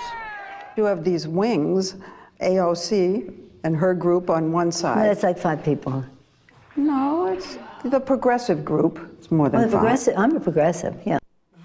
Wait, what? Wait, can we go do that last part again? Like, I'm not quite sure I understand what happened there. What happened was we just got a new sound drop. Well, wait a second. It's different interviews, too. Yeah, they're different interviews. But, yeah, go to that totally different interview, different time. I don't know when that took place, but... And the progressives. You have these wings, AOC and her group on one side. That's like 5 people. No, it's the progressive group. It's more than 5. I'm a progressive. All right. So, this is I think there is, it's unclear what Leslie Stahl is saying. All it is that Leslie Stahl doesn't understand that maybe something when she says there's the progressive group, she could be saying the progressive caucus. Is that what she's saying? Like, it's unclear. And, but to say that it's like 5 people in terms of AOC, it's rather reductive because, AOC represents a lot more people in the Democratic Party, at least her perspective on these things, than just the people in Queens. Yeah, and it's too early to really tell what's going on with it. The fact that they have like 5 people is actually really amazing considering the history of politics in the past few decades, and it's trending upwards. Well, and the fact that those 5 people are the most national Democratic congresspeople in the country. But the other thing that I would imagine Nancy Pelosi knows is that 80 some odd % of Republicans know who AOC is. Only 60% of Democrats know who AOC is. That she has an option here, and that is she can cut bait, which it seems like she's doing, and saying, I'm going to allow the Republicans to define her. Or she can try and reorient the conversation. She also may feel like she's the worst person to do that because she's San Francisco Nancy Pelosi. So I think that's also, Nancy Pelosi is one of the first members of the old Progressive Caucus, which Sanders founded with, I think, Barney Frank of all people, right? Maybe. And that was a process in the early 90s of basically everywhere from, Sanders as a social democrat who was totally marginalized, and a couple dozen people who, particularly in the context of that time, even someone like Pelosi was relatively speaking liberal compared to the Clintons of the world. So I think I think that's what she's doing, is she's actually explicitly saying, I am the one to reconcile them because I'm not a Southern blue dog or whatever. And I'm also not this new thing. I'm a progressive. And I think, she's kind of historically out of date, but I think that's how she's framing it. I think that's a very conscious triangulation within the party. That's a very charitable interpretation. I don't think it's charitable. I think it's years off. I think she's not in the current historic moment, but I think she totally conceives of herself as a progressive. I think that's, and to the extent, I don't even know how much that even matters. I just think, and she cut bait on AOC in the clip for sure, but I think she thinks she's in the mainstream of the Democratic Party, which she might be. That's the thing. She I might think very your well be. analysis is backwards, because I do think that she is actually probably in the mainstream I'm talking progressive just in a very limited ideological sense of where she's pivoting herself. Well, but I think agree. ideologically speaking, she is probably Nancy in the center of Pelosi the is party. probably in the center of the party. The mistake is, it seems to me, that she is deriding those 5 people more than the conservatives in the party. And that is a mistake, because the energy, even if the population is closer, the Democratic Party is closer to where she is in terms of politics, which I think probably the data would show, but who knows how to measure these things. Even if that's the case, and I'm not sure on an issue by issue basis, but by the way that people perceive themselves might be. She's whacking at the bee's nest, and I think in a way that is unhelpful. What and about I don't the think she understands. tribalism dimension of it, though. Like I talked to somebody a couple of days ago who is different age group. Probably certainly does not identify as a socialist. I would say pretty left, but is more like a Nancy Pelosi type of person. Super pissed that people like Pelosi don't have Omar's back, because of just like, this is our team, and you're letting somebody take out our team. And they wouldn't like the way AOC was handled in that interview, purely on the same exactly what I'm tribal saying. grounds. That's what I'm saying. That's what I'm saying, is that I think she is mistaking where she is ideologically for where the energy is in the party right now. And because she probably represents the politics of people who are not paying attention, and she's whacking the people who are paying attention right now. And I think that's the problem with it. Well, or maybe she's absolutely aware of all of these things, but she just needs to hold on to power. And that supersedes any sort of smart electoral strategy, or strategy to appeal to the base, or strategy to appeal to people who don't normally vote, because there are a lot of them. And I think that that's more important. Like there are some things are more important than helping the party be healthy, change with the times, or win elections. And that's holding on to power and status. Yeah, it could be she's doing that. And she's doing the thing that centrist liberals do, where they're like, I'm the real progressive and everyone to the left of me is just crazy. Yeah, and I think that has been effective in the past, frankly. But I just don't think that it's going to be effective this time. I think it's problematic this time around. Let's go back to the phones. Calling from a 509 area code. Who's this? Where are you calling from? Hey, Sam. This is Ronald Reagan. Ronald Reagan. You really got in early today. Yep. Got the back door open, so right. Might of as course. well. Hey, I got a couple questions for you. Okay. And a comment, I guess. So this whole thing about sending people to sanctuary cities, it doesn't really make sense. I don't think I've ever met somebody who's come seeking asylum. That's what, a lot of my clients and a lot of the consultations I do are people who've come seeking asylum, and they didn't move to Yakima because it's like great, obviously. But because they have family or friends here, I don't know that I've ever met anyone who came seeking asylum who didn't know anyone here already. So you could, I guess, put them all on buses and send them to San Francisco to own San Francisco. And then they're just going to get on another bus to fucking Oklahoma or wherever they have people. So it doesn't really make sense. I'm sure that. Yeah, but think of all the pressure that puts on the bus system. That's true. It's a really good point. So your bus system collapses because of you get more riders. And then there aren't any buses anymore. Right. Our beloved buses. It is evidence to me that they sort of buy their own. They're true believers in yes. This thing that you were talking about the other day of boy, these people, they're scary monster people, and when we threaten to send them to San Francisco, they're gonna be really freaked out. But it turns out like not everyone thinks they're scary monster people. So the issue, I think, just broadly speaking, right now is that we need more visas and more ways to legalize status besides just asylum. There is some element of truth that, like, in 15, 16, 17, I think that people did hear that this is a way that you can get into the United States, and then your asylum case will take 5 or 6 years. And to some degree, there's like a little bit of truth there, that there were people who heard about this and presented themselves at the border, requested asylum and were paroled, and now they're in removal proceedings, which, because the courts are also broken, will take forever. But it's also true that, like, we have industries that depend on those workers. So it's like an end around, not just for the people coming from Mexico or Central America.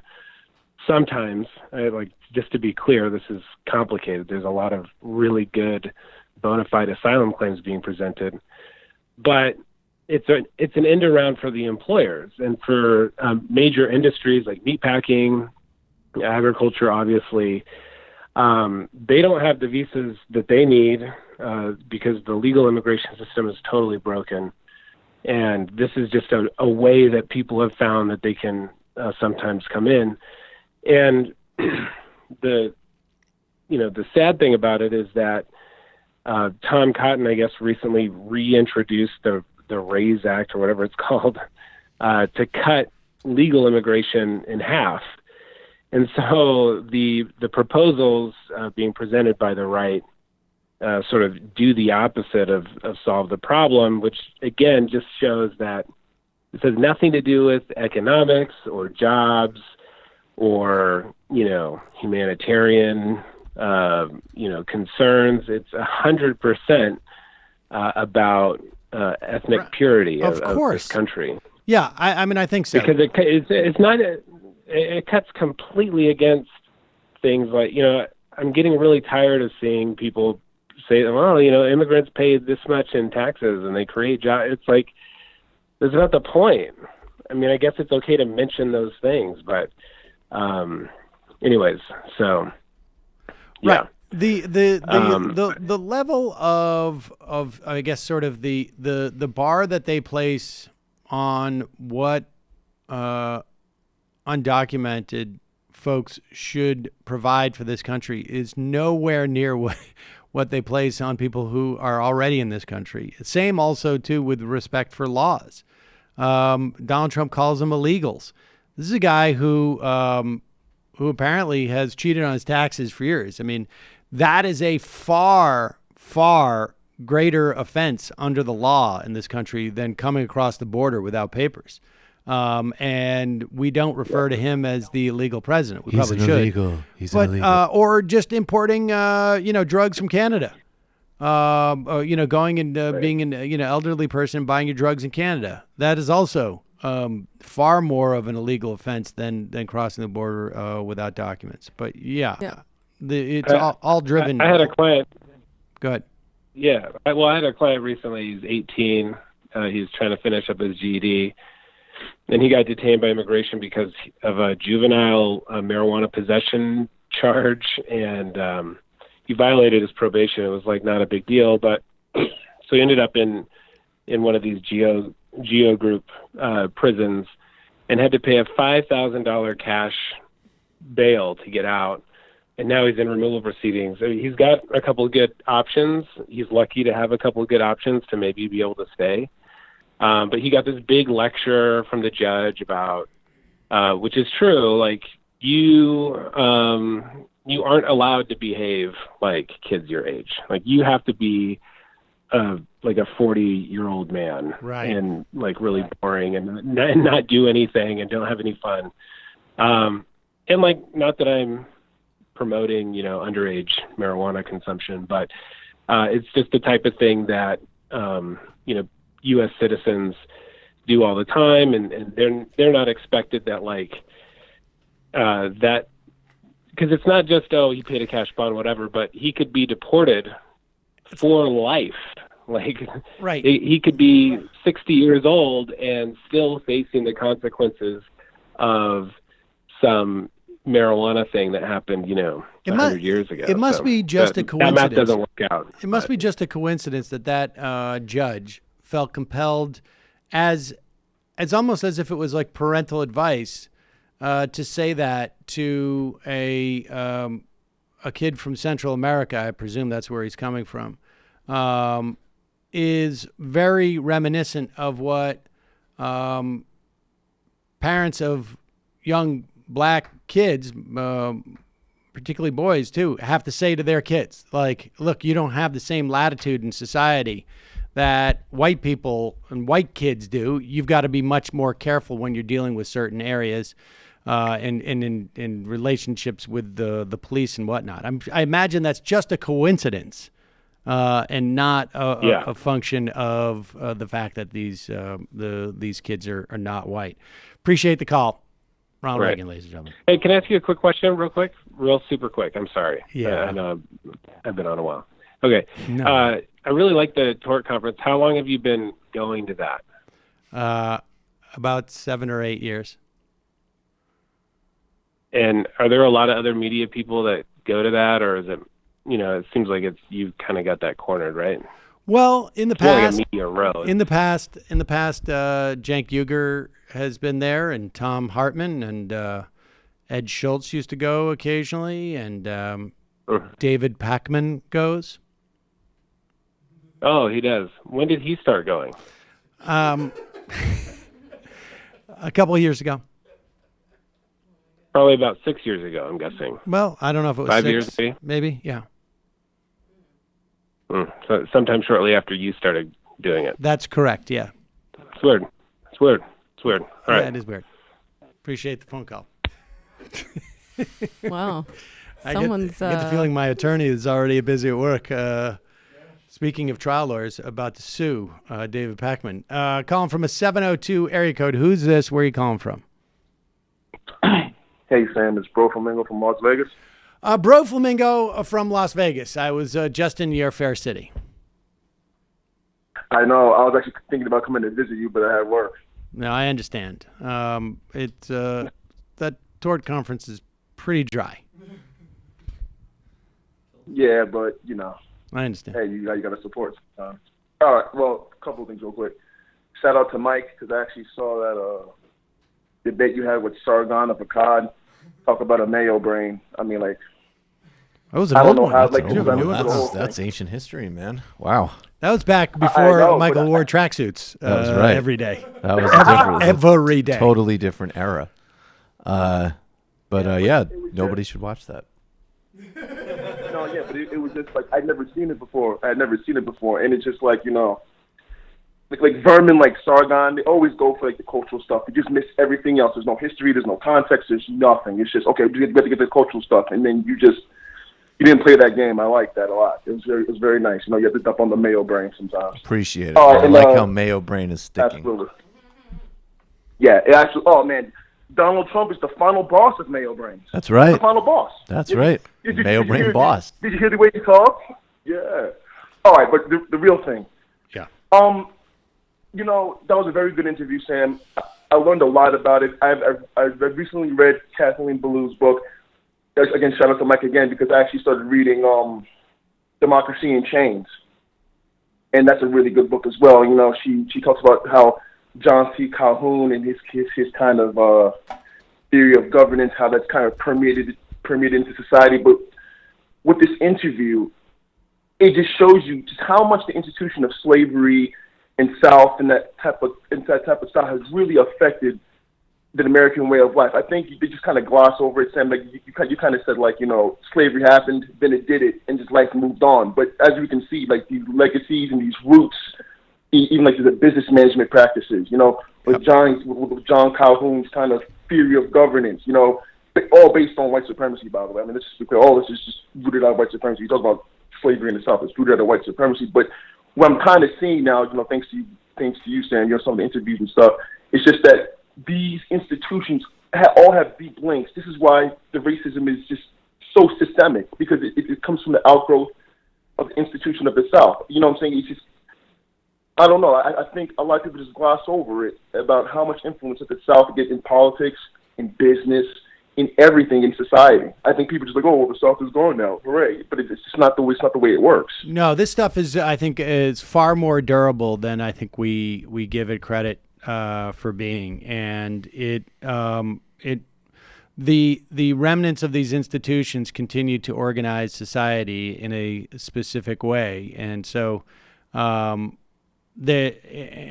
think you can see not just the remnants, but like still the structures of these societies decades, a century later. I mean, the interview I did with Carol Anderson on who wrote White Rage, but she also wrote a book, One Person, No Vote, I think it is, about Wisconsin. If you go back, and we somehow got into a conversation, if you go back to the Jim Crow era, following Reconstruction, or in the midst of Reconstruction, towards, I guess, around 1890, I feel it is, and I can't remember which state, maybe it was Tennessee or Mississippi, started to implement voting restrictions to reassert white dominance in our politics. And that's when you got the poll tax, and we got literacy tests at the poll. And I think Hey, Sam, it's Mitch McConnell. I'm sorry, I didn't mean to cut you off, but when you said that, I immediately thought of Mitch McConnell and how he fixed the votes in the Senate, and how he kind of broke the judiciary of the Supreme Court. Forget the Senate. These restrictions on the vote last until the Voting Rights Act. And what has happened in the Supreme Court over the last 10 years, a little bit less, has been a full-on assault on the Voting Rights Act, and we see it now in the states. Right. And this is stuff we're looking at, things like the poll tax or literacy tests for voting. It's just been updated, and the same impetus by the same institutions, the Supreme Court and state governments across the country, and it's 100 years later, really, I guess maybe 130, 40 years later.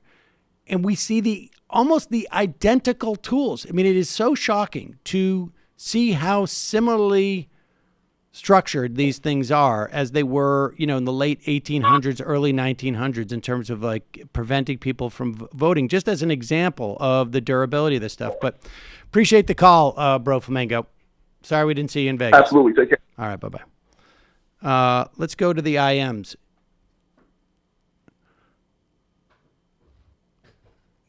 The David Packman. Sam, I was serious about my offer to moderate a debate between you and Dave Rubin. This is not David Packman.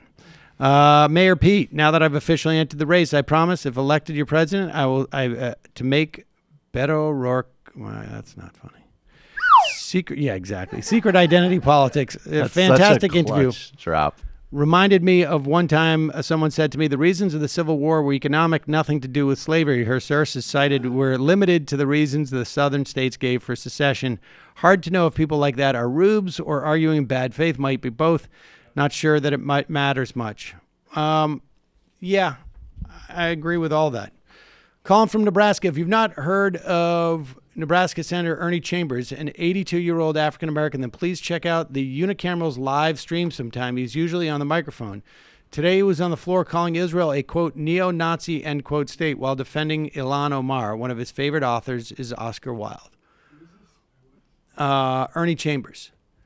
Water boat from Kashmir. Guys, try Claude Brew.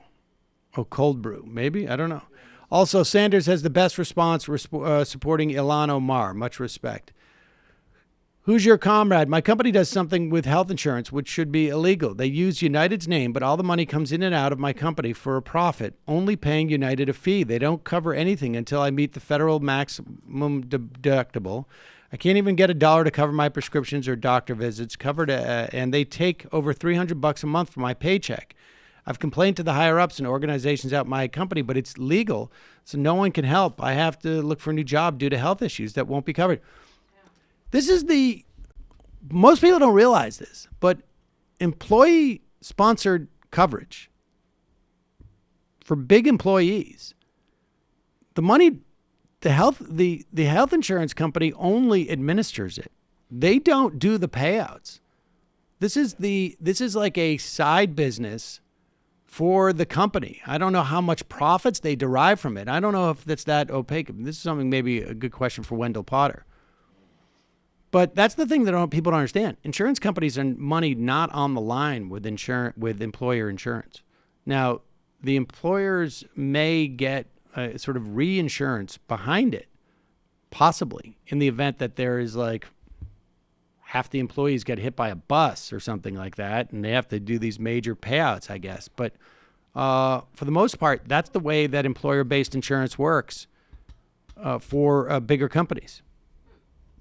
And that's why you have some, small business can get stuff on the exchanges when they can't afford to, fund these things. Oh, this is nice. Matt Walsh. He's a writer for the Daily Wire. Is that it? The Daily Wire is what? Is that it's Ben Shapiro's. And this is where he's at the Young Americans Foundation.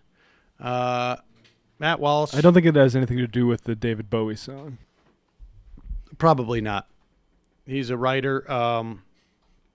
He has an interesting theory. These guys are so,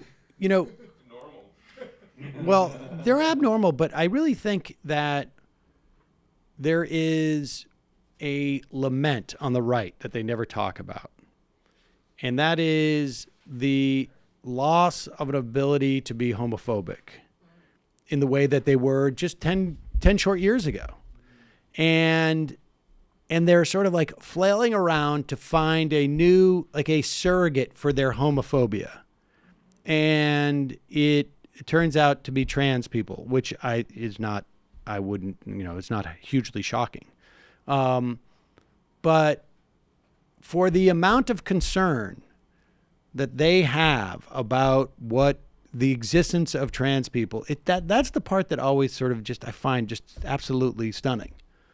These are people who, I don't know, may or may not have had any type of one-to-one involvement with a trans person, but can anybody point to anything in society that is in any way implicated by the existence of trans people or by the recognition that they, have rights? I mean, people complain about the idea that, like, I can't get used to the idea that a book that my kid has says he, she, or they. Like, really? You cannot get over that? Can you really not get past that? Like, it's stunning, but it is a rallying cry on the right for the young rightists. This is the real harm that this transgenderism nonsense has caused. Not only does it foment confusion in the minds of children, but it also cheapens womanhood by turning it into some kind of abstract concept that we theorize about. Let me just like first of all, I have 2 kids who are not confused. They're like, of all the things that they're not confused about, like, they don't care. It's just us. This is exactly what they said 10 to 15 years ago about, like, 2 mommies? 2 mommies? How are kids going to deal with this? 2 mommies. The kids have no problem dealing with it. I can tell you, the kids have zero problem dealing with it. It is, if anybody has a problem dealing with it, it's some of the parents. And they can't even handle that their kids have no problem with it. But this guy would have been saying 2 mommies 10 years ago, I promise you. And now it's the confusion that is fomented amongst young people. Hey, I got news for you. They're not confused. The only thing that would be confusing is if... watch your videotape of this guy? Right, That honestly, might be confusing. Well, like, oh, hey, Dad, how come you have such a problem with this? I don't get it. That's where the confusion comes from. And then the idea of, like, it's cheapening the vision of womanhood. making we it an gotten there abstract yet? concept. Womanhood sort of is an abstract Yeah, concept. the gender binary is an abstract concept. It's a real abstraction in that it does work in the world, but like it's not a biological But there's category. also trans men. And there's also like not all females are women, for instance. Like you have children. Like it is an abstract concept. He's technically speaking. literally complaining about something that Archie Bunker in All in the Family. Does it even mean anything to anybody? Yes, Sean I has know made what me this- watch All in the Family. I know this. Yes, It's very Norman good. Lear, right? Yeah, Norman Lear. This was a song, the opening song. Go find the opening song to Archie Bunker. The opening song, or All in the Family. When the opening girls song. were girls and men were men. Yeah. This is a lament that is literally 40 years. Yes. We gotta oh, hear yeah. this. Yeah. Oh, Listen, that's play amazing. it. Go find it. All right, but wait. Let's play this. Play this dude. I'll try and find it here. Not only does it foment confusion in the minds of children, but it also cheapens womanhood by turning it into some kind of abstract concept that we theorize about. So you women in the audience, you're not even people. You're just these abstractions, according to the LGBT folks. Or, if not that, I wonder if anybody there in that audience understands what that means. Like, what do you mean we're not people? I've not been treated just like an abstraction. Like, what does that even mean? Like, what honestly, like, what does that mean? Like, what does that mean that like people aren't holding, it's in his mind, I'm trying to get into his mind here. Does that mean that people aren't holding open doors for women because some women are trans women? Like, I don't understand even what point he's trying to no, make. he equates, he doesn't make the distinction between biological sex and gender, which is, something that manifests in the social world. He thinks that there's only biological sex. So when you say gender is a construct, it's a performance, it's something that occurs in the social world apart from biology, he thinks that you're saying that, biological women aren't even real. Well, but my point is that like I get that like, he can't accept that gender is a construct, and that in some way by accepting that gender is a construct, we're denying the material existence of women. But I want to know how that plays out in society.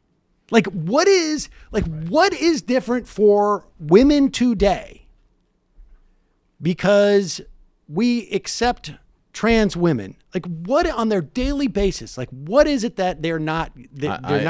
I don't understand, and I'm sure I'm reaching here, but I do think a lot of these people, like Jordan Peterson and this guy, confuse. This is actually a place where I think they really are confusing some of the effects of having such an ultra market saturated society where we really are just sort of market demographics. They confuse it with categories of social progress. So, I think that that's sort of what's going on. But I have no idea what he's talking about. He's making an I'm not gonna lie. argument sort of similar. It's like a weird confluence of like right-wing conservatives and I'll call them feminists of another era who are a little confused about what transgender rights mean for women. And they say that TERF is a slur, but trans exclusionary radical feminists, they call themselves gender critical, whatever. A lot of them are operating based on trauma. They think anyone with male parts is inherently threatening, and therefore they don't want them in their spaces, blah, blah, blah. I know there is a small subset of people who in that world who have that issue. I still not clear on what the material implications are, and that guy would have just as many problems with those radical feminists as he would with the transgender women. Oh, for sure. I'm not clear where he's coming from, but continue. according to the LGBT folks. Or, if not that, then womanhood is a costume that you can put on and wear. This is especially ironic given the concern for cultural appropriation that you find these days. If it is appropriation for a white man to dress like a black man, is it not appropriation for a man to dress like a woman? Why doesn't anyone ever talk about female appropriation? That is real appropriation. You've got women, you go to a drag show, you've got men dancing around in women's clothes, making a mockery and a parody of womanhood. It is like a female minstrel show. It is female blackface. And feminists just sit back and take it. It's like watching the Majority Report. But here's the thing that's unbelievable. So his argument is that thing that I don't believe exists, liberals are not consistent with it. Well, without knowing, let me finish, without knowing that the reason why people have an issue with blackface is because it was specifically developed to mock African Americans and slaves as African American, as second-class citizens and as slaves, as opposed to an expression of like, this is who I am. And it's the logic again is just like, this is liberals being hypocritical. And they're so, this is like, we should be sticking every undocumented immigrant in the sanctuary cities. Every time you and Hayes are on MSNBC, it is a minstrel show of femininity. It is great offense. He also conflates drag performance with being transgender, which is another thing these people like to do, right? Because drag is a performance. It came out of LGBT culture. It's often, but not always, people who identify as men dressing up as some exaggerated form of women. And it's a whole lot of fun. Being transgender, again, not the same thing at all. Yeah, my 2 cents is he has a really sweaty face. Play my phone. Guys like us, we had it made. Those were the days. And you knew where you were then. Girls were girls and men were men. Mister, we could use a man like Hybrid over again. The guys, there you go. Archie sounds a lot cooler than that guy, though. Yeah. Well, it was a parody. And they were just it was a parody of that guy. I mean, it was a piece of satire. It was a satirical. I understand. And it's maybe that guy from the Daily Wire is also satirical. Maybe it's a Sacha Baron Cohen. If you guys want to hear another kind of satire, a few episodes back on the Intifada, Sean and I actually did our own version of that song, but as if we were like communist Archie and his wife. There you go. I think it was called All in the Intifada Family. So here is Stephen Moore letting the cat out of the bag here. Stephen Moore is the backup candidate now to Herman Cain for the Fed because they decided, like, what's the best way to sell a guy who has complete lack of credentials to deal with monetary policy? A guy who's literally been on television saying, I'm not quite up to speed on monetary policy, but I'm a quick learner. To be put on the federal board. Literally said that. I missed that one. Literally said that. Do we have that clip? Played that clip the other day where he's like, I don't have experience in that, but I'm going to get up to speed. I've been lying on TV for a while. I don't see how I should be able to do this. They float Herman Cain as a way of making Stephen Moore look better. And here's Stephen Moore. And you'll recall if we're going to talk about hypocrisy, wasn't there a big push on the right to have transparency with the Fed to make it more accountable to the political process? And I think there's actually a lot of value in having it, at the very least, more transparent. But here's Stephen Moore maybe being a little bit too forthcoming. Capitalism is a lot more important than democracy. I'm not even a big believer in democracy. I always say that democracy can be two wolves and a sheep deciding on what to have for dinner. This is Stephen Moore, no relation, a columnist and an editorial board member of the Wall Street Journal, the daily Bible of corporate America. Now, look, I'm in favor of people having the right to vote and things like that. But, there are a lot of countries that have the right to vote that are still poor. Democracy doesn't always lead to a good economy or even a good political system. With capitalism, you are free to do what you want, to make whatever. There you go. Wow. That was a clip from Michael Moore's Capitalism, a Love Story, back at a time where Stephen Moore didn't think that, well, I'm just an editorial board now. I'm an opinion writer. I don't have to. Hot take coming through. Exactly. Well, mask off time for these people. Unbelievable. And he better shut up or, it'll be that much harder for the U.S. to pretend it's spreading democracy around the world when it's really just spreading capitalism. I think this is an appropriate image to button that. Yeah, this is one of the problems. One of the problems that it comes with some measure of democracy. You can't be a coup leader who your people have found out have plundered your essentially your country, and then get away with it. Do you have a Pinochet impression, Michael?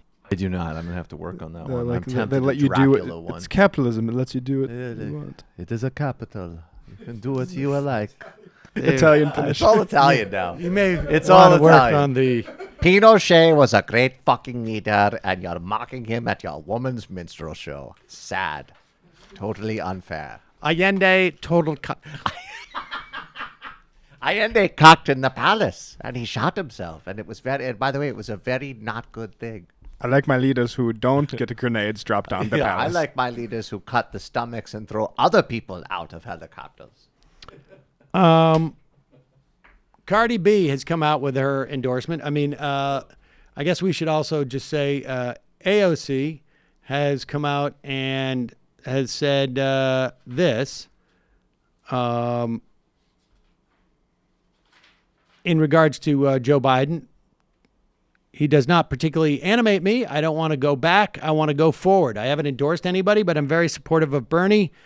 What Warren is bringing to the table is truly remarkable and transformational. That's from USA Today.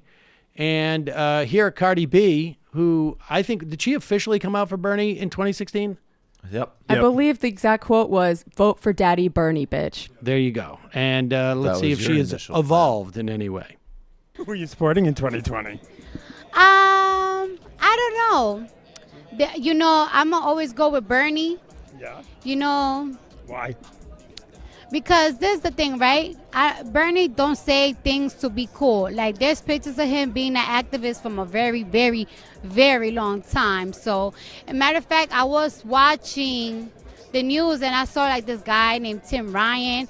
And his speech was very convincing to me. He really wants to give the United States free health care. So that's a big plus. We need health care. So, I don't know. We'll see. Who's going to tell her that Tim Ryan not going to be so I feel like she only mentioned Machiavellian of her. Yeah, I think she only mentioned Tim Ryan because like her people, publicists tell her not to get too political. Right before this answer, she's talking about Trump, and she's like, "I don't want to get too political, but I just hate him so much." Yeah, that's right. And so she's like, "Let's not just get on the Bernie train right away. Like, just mention Tim Ryan or something, and a position he doesn't have." It's very conspicuous that she mentions a completely irrelevant candidate and then ascribes him a great position that he probably doesn't have. It's going to be very upsetting to her later when she finds out Tim Ryan not have that position. But telling I you don't she knows. It's very She's a hard for me to strategist. watch anybody Party is who's a got Machiavellian. pierced lips because it looks like it hurts so much. I know it doesn't, but it just, I can't. I do not have that same experience of watching Cardi. Gosh. I mean, it hurts when they pierce the lips, and then it's fine. It's healed. You just can't- feel okay, I can't even get like shots. Like if any type of like metal inserted into the body, I can't deal. I just can't. Oh, you deal. know what? Ryan is a co-sponsor of Pramila Jayapal's Medicare for All. Oh, is that All right? right, well, good for Tim Ryan. Wow. So Cardi B knows more than we do about this. Yeah, exactly. Cardi wow. B we knows just got more than dunked most We just got people. faced. Faced by Cardi. That doesn't surprise me. We just got faced. Though he You were has focusing. argued in the past against the term single-payer healthcare because he doesn't believe most Americans understand what that means. Well, good for him. That's fine. I don't care what they call it, as long as that's what it is. Call it Ryan care. Call it delicatessen care. Just do it. Shut up.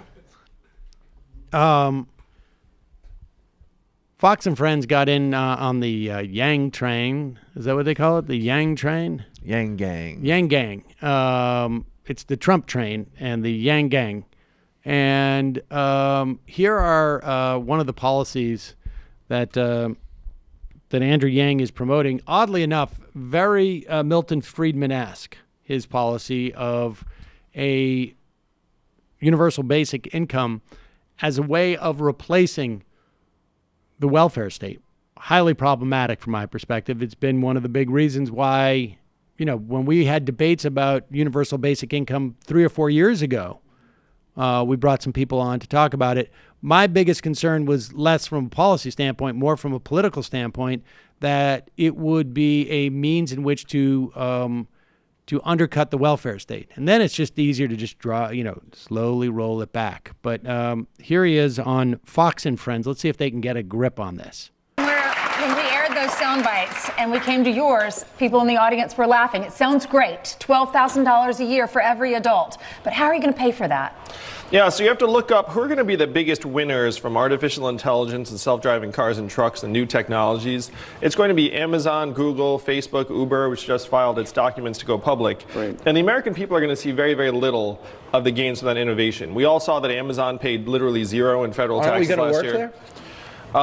Well, of course, some people are going to work there, but most of us are not going to work there. Yeah. And the truth is, if you're in Amazon, like you said, Steve, if you go to an Amazon fulfillment center, it's more robots than people. And if you talk to anyone on Amazon, that is very much the plan. So your book, The War on Normal People, talks about how people are being replaced by automation and changing technologies and things like that. But people are still going to need money, and so you're suggesting a universal basic income.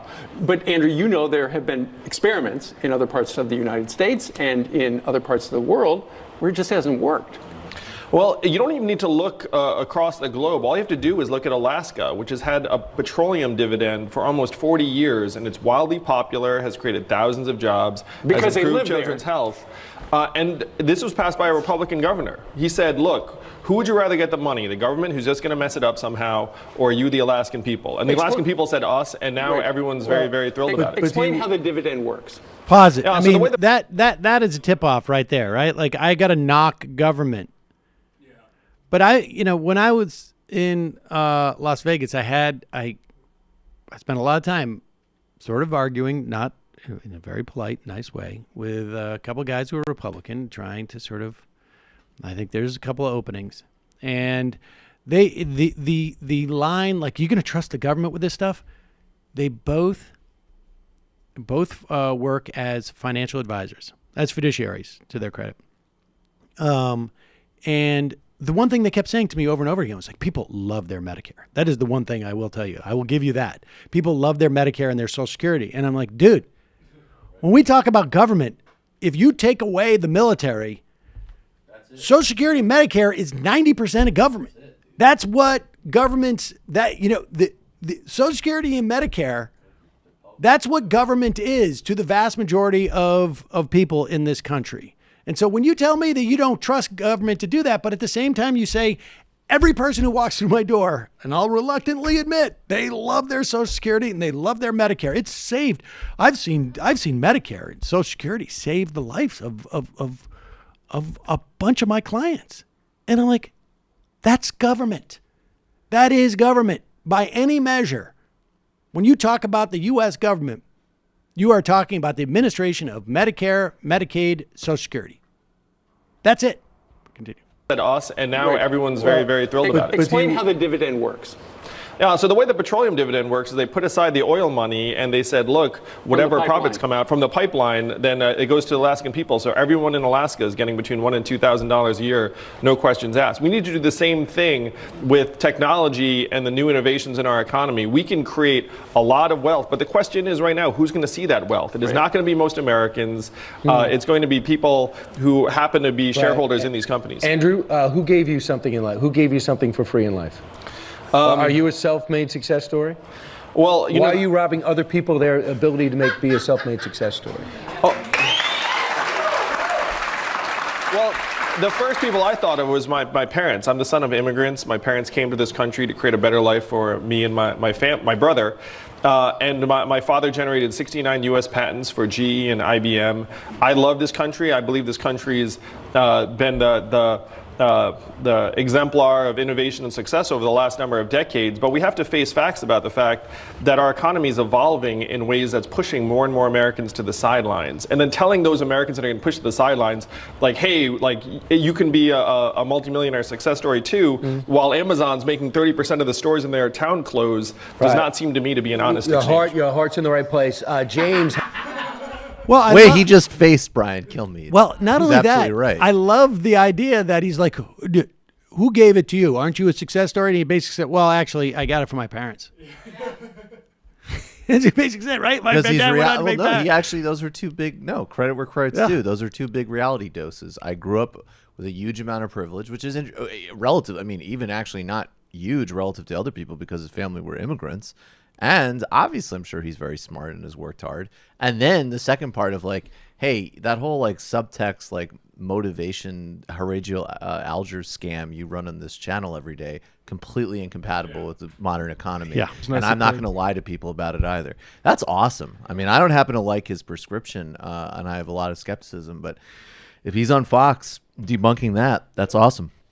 Credit where credit's due. That's great work. Yeah. The problem with the UBI as it's currently being batted around is not that it robs poor people of the chance to like do some kind of Horatio Alger narrative all by themselves in a magic world where people don't rely on other people. It's that it doesn't go far enough. And it's being used as an excuse by the right to shrink the welfare state. And it's not actually universal. Like you have to decide if you want, for instance, social or disability payments instead of. Well, that's the real. Which is that's why it sucks. And in addition to that, talking about bringing a VAT tax is hugely regressive. This whole, the idea of robbing people of their ability to become makers and not takers is eerily reminiscent of the apocryphal and misrelated story that Paul Ryan would tell about the boy who wanted anything. He didn't want a free lunch at school. He wanted a paper bag lunch. And that somehow it's a moral failing for you to not have money in this country. Or when we dropped in the Eddie Murphy bit that really solidified that. The ice cream? The kid's just torturing some kid who was too poor to get ice cream from the ice cream truck. Like, you ain't got no ice cream because your dad is an alcoholic. The amazing thing is that while he will tell this made-up story, and it turned out to be a made-up story. It turned out to be a story that someone else had related to him. He had never actually talked to the boy. Somebody else had told the story, and it was a relating of a story. I think it was someone from Wisconsin. I have a feeling it could have been Scott Walker was talking about a bureaucrat in his administration who had talked to somebody, but that turned out to be a hypothetical story. So there was no actual story, which makes it much easier to express if you're a Republican, because then you can just make it up. Meanwhile, Dan Crenshaw is being super, super emotional and whiny about the fact that he attacked Ilhan Omar and then people push back on his attacks. And unprompted, a member of the New York Fire Department who was on the pile, as it were, in 9/11, had come to his office to look for him to support the extension of a first responders fund, because there's still a lot of people who went down to that pile to rescue people in the days afterwards or to find remains who are suffering from what they inhaled while they were on that pile because they were told by the EPA that it was safe. Turns out it wasn't. So here's Dan Crenshaw saying that, like, the idea that people would attack me is so offensive. But if you listen carefully, what he's saying to those fire department is like, you may be first responders, but I was the biggest responder. It's terrorists who killed almost 3,000 Americans, and we should talk about it that way. We should talk about it with deference. And it was not taken out of context, by the way. There's a lot of claims that it was. Of course it wasn't. And I think everyone should just look at the clip and decide for themselves. And I don't think it's out of line to simply call that out and criticize it. Pause it. Here is Ilhan Omar. Here's that actual clip. She is speaking to, I think, a CARE it is. And she is arguing that all Muslims in the United States did not deserve to be surveilled in the way that they were, particularly in the wake of 9/11. I mean, New York City had its own basically CIA, a guy from the CIA on leave came in to build a version of the CIA that could do domestic spying. in New York City, and they were traveling all through New England and into New Jersey, setting up all sorts of surveillance posts and whatnot, infiltrating things like Muslim youth groups and colleges. I mean, it's ridiculous to say, but this is what was going on at that time. And so she is arguing that we should all not be painted with the same brush because some people in our some subset of our group did something on that day. But this is what she's being attacked for. If you haven't heard the original tape, I think you're going to be a little bit surprised at how easily they've created a narrative around this. CARE was founded after 9/11 because they recognized that some people did something and that all of us were starting to lose access to our civil liberties. And all Representative Omar had to do was really, I don't know, explain herself. Say whatever she wants. Say she didn't mean it. I don't know. Diffuse the situation, but don't double down. All right? Don't play the victim card. Don't start making accusations of me. I mean, Pause it. Don't play the victim card. Let's hear Dan Crenshaw ignore his own advice within 30 seconds of giving it. That was uncalled for. And this is the height of partisanship. When we can't just come together and properly assume that we should not diminish the acts of 9/11 by saying things like some people did something. Okay, that's not what happened. And we should come together and take note of that. You know, one of the most disappointing things of this entire controversy that I've seen is, again, these members from New York, Alexandria Ocasio-Cortez, Max Rose, trying to deflect the attention from Omar by attacking me, claiming that I'm not for 9/11 first responders. This is a really dishonest attack. I'm going to tell you how I am for 9/11 victims and 9/11 first responders.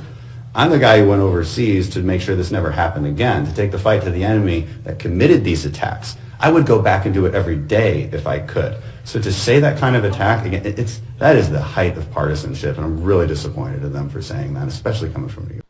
Yeah, I bet you he's super. Oh, wah. And this is what Dan Crenshaw, he doesn't want anybody to play the victim, and he's really disappointed that he's being attacked. First member of Congress ever to describe terrorists who killed thousands of Americans on 9/11 as some people who did something unbelievable. He's retweeting a quack Imam Muhammad Tawhidi, who you might recognize from the Rubin Report, who calls CARE a terrorist organization established on American soil, and that's what... You know, I'm really disappointed in that because it really diminishes the actual terrorist attack that happened on that day. And to say that, I'm just disappointed.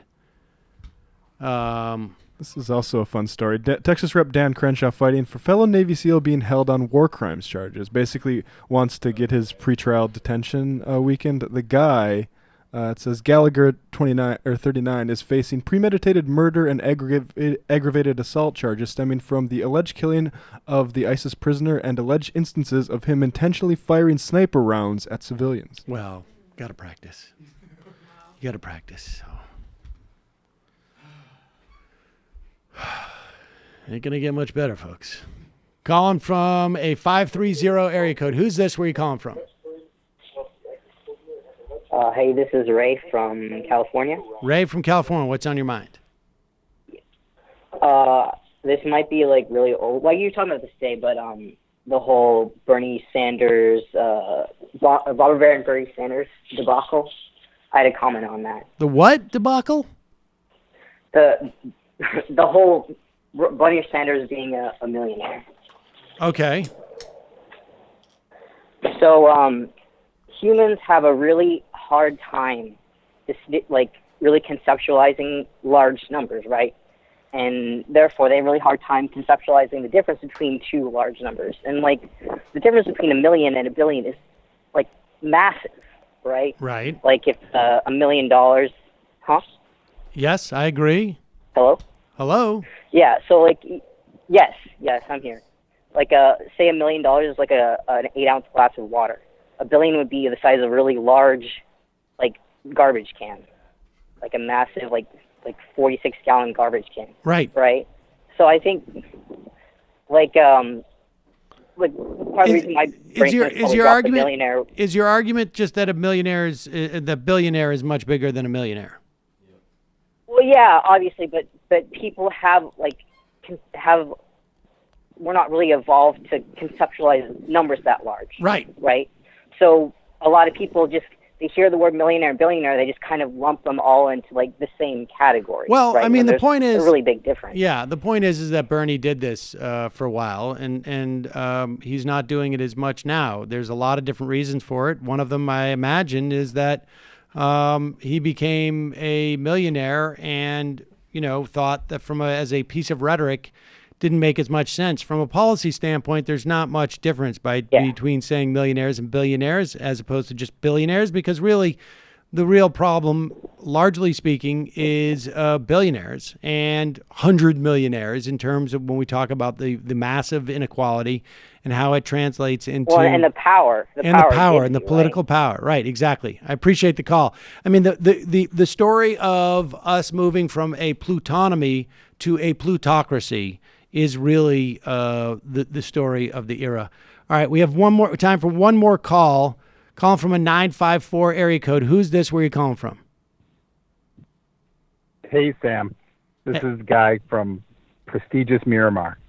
Guy from Miramar. Home of Mayor Wayne. Home of Mayor Wayne. The only mayor who should be considered a legitimate presidential candidate, in my opinion. But anyways, on the immigration issue, I don't understand why the Democrats, and maybe you can tell me that you've talked about this. I'm only a recent member a couple weeks ago. I haven't been listening forever, but I listened quite a bit. Sorry. Yeah, I love it that you guys curse, so it kind of makes me spend most of my precious time listening to you instead of Jank anymore, unfortunately. Since he stopped cursing, it's kind of a drag. See, anyway, Sam, cursing is cool. But what's that? No, go ahead. Go ahead. Yeah, it's a good reason, I guess. But in any event, what I don't understand is why Democrats don't say that they're 100% for working people and 100% for keeping wages high for working people by putting the people that hire immigrants that are here illegally, that don't have the proper papers to be able to work, into jail. Just put them in jail. It'll stop the immigration problem overnight. It'll prove that the Republicans are a fraud because they won't be for it, and it would work. I mean, it would all. There's. You're saying put the employers. The exact same reason that we. Hold on, I'm going to in jail. Yeah, the same way put the employer. The same way that we put. Yeah. Okay, let me just make sure I understand what you're saying. Just calm down for a second. You put the employers in jail. Yes. Okay. Yeah, we punish them really, really severely, the same way we punish drug dealers, because we think of drugs as something that are the real bad guys are the dealers, the people who entice people to use drugs, and the users are really victims to a certain extent. So and I don't see why we shouldn't be just as sympathetic to immigrants and not put them in jail, but put those employers in jail instead. What happens after we put them in jail in your scenario? I mean, you'll put 3 or 4 of them in jail, and then they'll stop hiring people without papers. They'll check their papers and make sure that they're not hiring people unless they can work here legally. Then what happens? Then immigrants that want to come here illegally will want to come here much less often, unless they have these types of claims that are based on political hardships that a job just won't intense violence solve. Down there. Yeah, I mean, I think. Yeah, I mean, if they're running away from violence, it won't matter whether there's a job. Right. Well, here's I will say this, that it's going to take a lot more than putting 3 in jail. I think you'd have to put all employers in jail because that's just the way we see time and time again. I just came from 2 days of talking to lawyers who've just seen incredible malfeasance, and it just, it takes a long time before people change their behavior in that respect. But I also don't think that there's these discrete categories that you imagine that, like, I'm just coming for a great job in a meat packing factory, as opposed to I'm coming for a job in a meat packing factory because also my living conditions are really bad and I can't make enough money to feed my family, or the violence here is so extreme that I'm worried about the lives of my kids. I mean, I think like, look, that that whole sort of like, it's an interesting concept, and certainly, people have talked about that in the past, but I think the way to deal with this problem is to just deal with it. Like, to deal with it and come up with a humane set of laws that allows people, and I don't know that I'm for, moving to open borders, although ultimately maybe that makes some sense down the road, but to come up with a set of laws that humanely recognizes that people are coming here not because they want to take advantage of the system, but they're coming here because they want to participate in this system. They contribute because of that, because they're self-selected, they contribute to society at a rate that people who are native-born don't, that they're coming from circumstances that are obviously difficult enough for them to risk trekking all the way here, and welcome these people and integrate them into our society, at least to the extent that they can contribute and also benefit from it. So I don't know. I mean, I think how do you avoid giving how do you avoid giving the Republicans the rhetorical edge in that case, where they can say that they're the ones who are sticking up for working people by making sure that working people have higher wages because they're eliminating I'll tell you right now, if you integrate these people and you take them out of the shadows, they are then protected by the same laws that protect all of our workers. And so the problem... No, but these workers, they don't want to just work for minimum wage, Sam. I mean, people want to work for a fair living wage. The reason that working people, I mean, dude, I take the bus. Like, I'm one of these tree huggers that actually takes the bus and I talk to people. The reason that people that are working people are frustrated with illegal immigration, it's not because they want to make a minimum wage job. It's because they want to make more than that, and they feel like their competition is basically people that are coming here that have nothing to lose and that are willing to live in squalor in order to be able to send a few shekels back home, and that they just don't feel like it's fair that they should have to compete. But if the laws were such that these people did not have the opportunity to say, pay me a sub-minimum wage, then you would see wages go up. That's the whole point as to why you want them legalized. No, but minimum wage isn't enough for these guys. Yeah, that's my point. These guys do make minimum wage. They're on the bus with me. They make minimum wage. They want to make more. But they resent the fact. Listen to me. The reason why they make minimum wage is because there is a subset of people in our society who will make sub-minimum wage. And so if those subset of people who are making sub-minimum wage are brought into the system legally, they will make the minimum wage, and it will drive up the prices, the prices, the wages for those people making minimum wage. The whole point is, if you step up everybody. Fair, though, Sam, the minimum wage laws apply to people who are here illegally. Just to be clear, it's not that. And how do they? Okay, let me ask you a question. You're illegal. You're undocumented. How do you file a claim against somebody who's going to pay you sub-minimum wage? Oh, there's tons of lawyers here in Florida that'll do it for you. There are tons of lawyers. And do you think that when they go to the courtroom, no shortage of lawyers. And are you aware that if you can prove that you were... Yeah, but you're subject. All the time. You just have to... Okay, I'm gonna take a stab at this because I think it's really important. No. Listen, you're telling me that people who are here without documentation feel comfortable bringing actions against their employers for lack of pay. No, I would not say that generally they are. No. Right. Generally, exactly. no. Exactly. However, that's my point. However, there are plenty of people who are here without documentation that are willing to do that. Believe it or not. Not enough. I've seen Haitian people do it. I've seen in the past 2 years. Look, a friend of mine hired somebody illegally and was extremely afraid because they got a lawyer's letter from the person's lawyers that even though the person was here illegally, she was working in his house, she was cleaning his house, he was worried that he was going to get sued and that he was going to get dragged into court because she actually did go to a lawyer and she actually did sue him for minimum wage. So he ended up paying this woman, money because he was actually afraid that he was going to get sued. The minimum wage laws actually do apply to illegal immigrants. Okay, can I take a stab at this? Because I agree with I agree with you. that Good, most by the way, people. Michael. I agree with you 100%. Most people. Let me just mute, and Jamie will have the last word. Appreciate the call. I think this is really important to understand because we have heard this argument from the right as well as some people on the left that immigration is bad for the average U.S. born worker. And that's just not true. And it's really, really important to debunk that argument on its merits as long as people are making it. So I understand everybody wants to make more than minimum wage, including immigrants, by the way, because the minimum wage in this country is not enough for people to live on, and it's not enough for them to raise a family. Now, what drives down wages for immigrants? What drives down wages for everyone?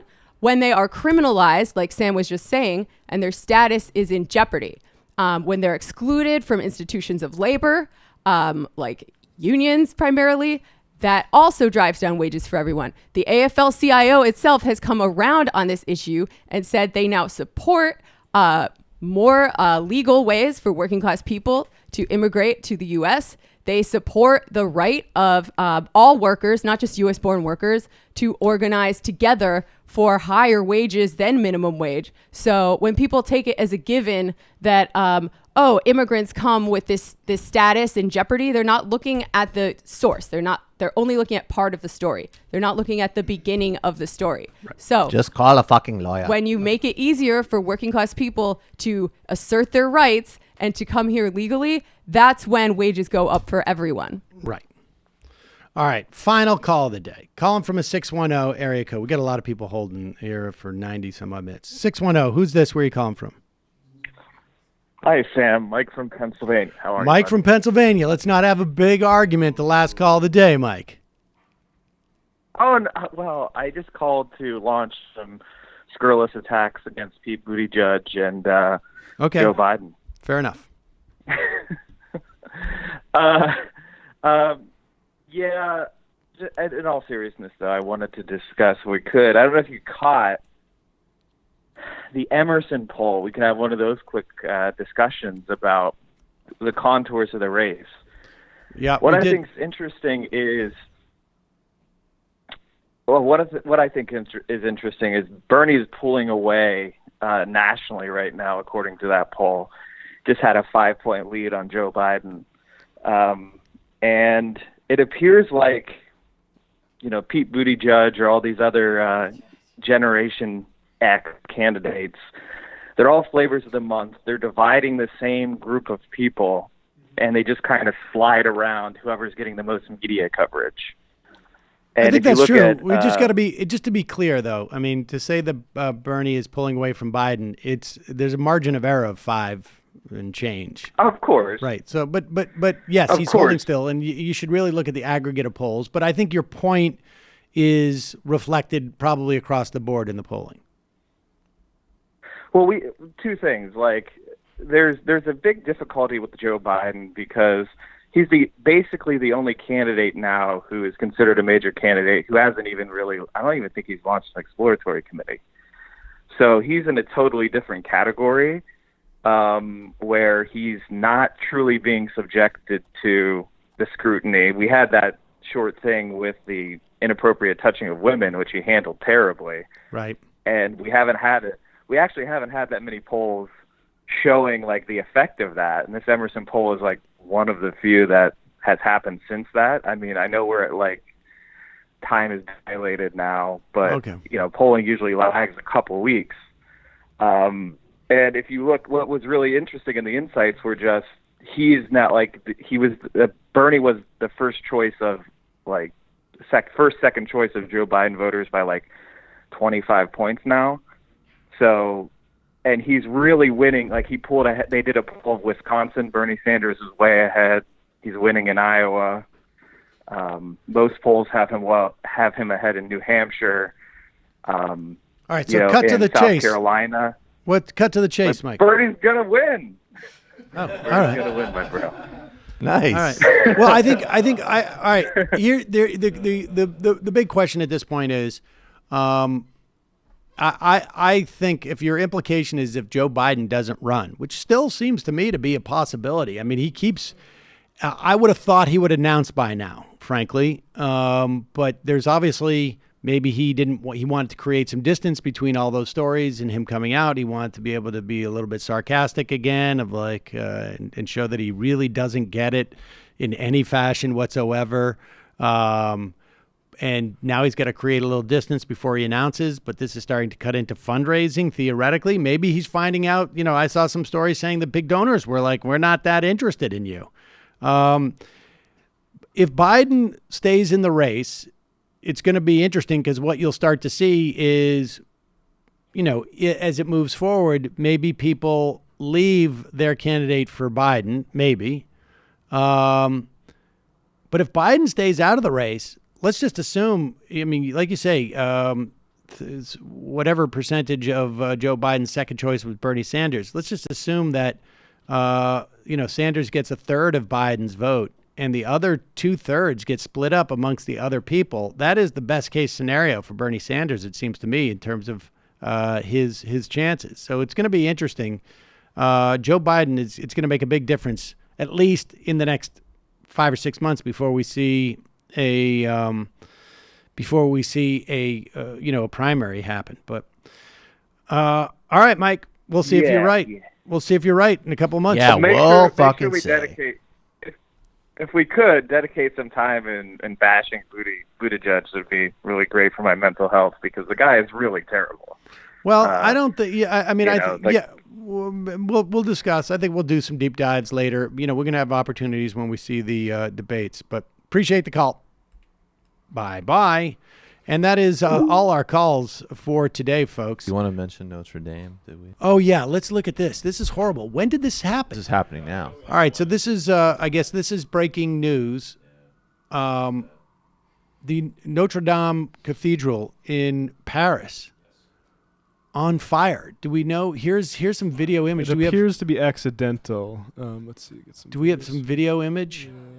Yeah. Here's some of this. Is from Twitter. It's horrible. The mid spire actually collapsed after this. It did? Yeah. Let's see if we have a. Yeah. This is a 600-700-year-old cathedral. Oy. Yeah, I saw it last year. Oh, there's the spire going down. Oh my God. How come we don't see any firefighters there? Trump is on the case. Let's. Well, they're probably there, but. Right, there's only so much they can do. Maybe I don't know. I think they were trying to preserve the lower part of it. I don't know what. I guess really horrific. But there it is. I guess we'll know more later as to what the cause of it is. And Donald Trump watching. Here's Donald Trump, sort of incapable of showing any empathy without trying to prove that he is some type of expert in. Wow. He writes, so horrible to watch the massive fire at Notre Dame Cathedral in Paris. Perhaps flying water tankers could be used to put it out. Must act quickly. I didn't have a totally dissimilar Sacre bleu. We should have thought about the flying water tankers. Oh, thank you, President patch me through to the elites. We did not stop to think about the water tanker. Thank you, Mr. Trump. Unbelievable. They did not think of this before. There's nothing he can't make worse. Really unbelievable. All right, we'll take 5 IMs, get out of here. Doe Link, Holder, Pelosi, Perez have all said recently, no socialism. Holder says Bernie must be a Democrat. Great interview. Liked your question, essentially, was slavery a template for today's capitalistic business practices? Where did the idea come from for an entire social system that would include people spending their lives in cubicles and high-rises as an example? In the beginning of Earth's creation, it was a blank slate. Now we're stuck in this form of society. Matthias, did you see the interview with Hillary where she complains that the worst part of the family separation policy is they lost track of the kids and that she'd have Silicon Valley develop software to keep track of them? Oh, my God. Wow. I got a great idea. How about Fitbits for kidnapped children? Quam. I like how Sam's imaginary Trump uses words that the real Trump has never heard, let alone used. Jay Tingle, I don't agree with the cigarette analogy. Trump speaks solely to his base. Let's see if they have an open arms. MAGA believes liberals are faking their liberal beliefs to feel altruistic. Indeed. Jeffrey, undocumented immigrants to sanctuary cities is the best immigration policy in 10 years, to be honest. It's literally an amnesty. Brain Party. Have any of you read about Tulsi's connections to Chris Butler and the Science of Identity cult? It's not... There's an interesting 3-part investigation. Meanwhile in Hawaii, that's worth a read. Meanwhileinhawaii.org. Kentucky Fried Comrade. Hey, Sam, saw that picture of you tasting ice cream and just want to say nice. Thank you. I was taken out to dinner. It was very nice. I love Sarah Palin on Democrats sacrificing Ilhan Omar up to Representative Glory Eyehole and Fox News. This whole thing shows how acceptable Islamophobia still is in America. Indeed. 2 more. Seb Gorka's business card. 1, putting Dan Crenshaw's military service aside, his politics really lack depth perception. And the final I am for the day. I know this isn't your favorite topic, but get your messaging game on. They're releasing the Barr report on Thursday, not the Mueller report. All right, folks, see you tomorrow. It might take all the strength I got to get to where I want, but I know somehow I'm gonna get there. I wasn't looking when I just got caught between the truth and the light bar, but finding out won't make me feel any better. Yeah, I know the clock is ticking, but the meds are gonna kick in, and my pilot light shining bright. I get somewhere the choice was made, for the option where you don't get paid, for the road that bends before it finally breaks you. I guess somehow I lost my drive between the 101 and the 5. Do you know how far the detour takes you? Yeah.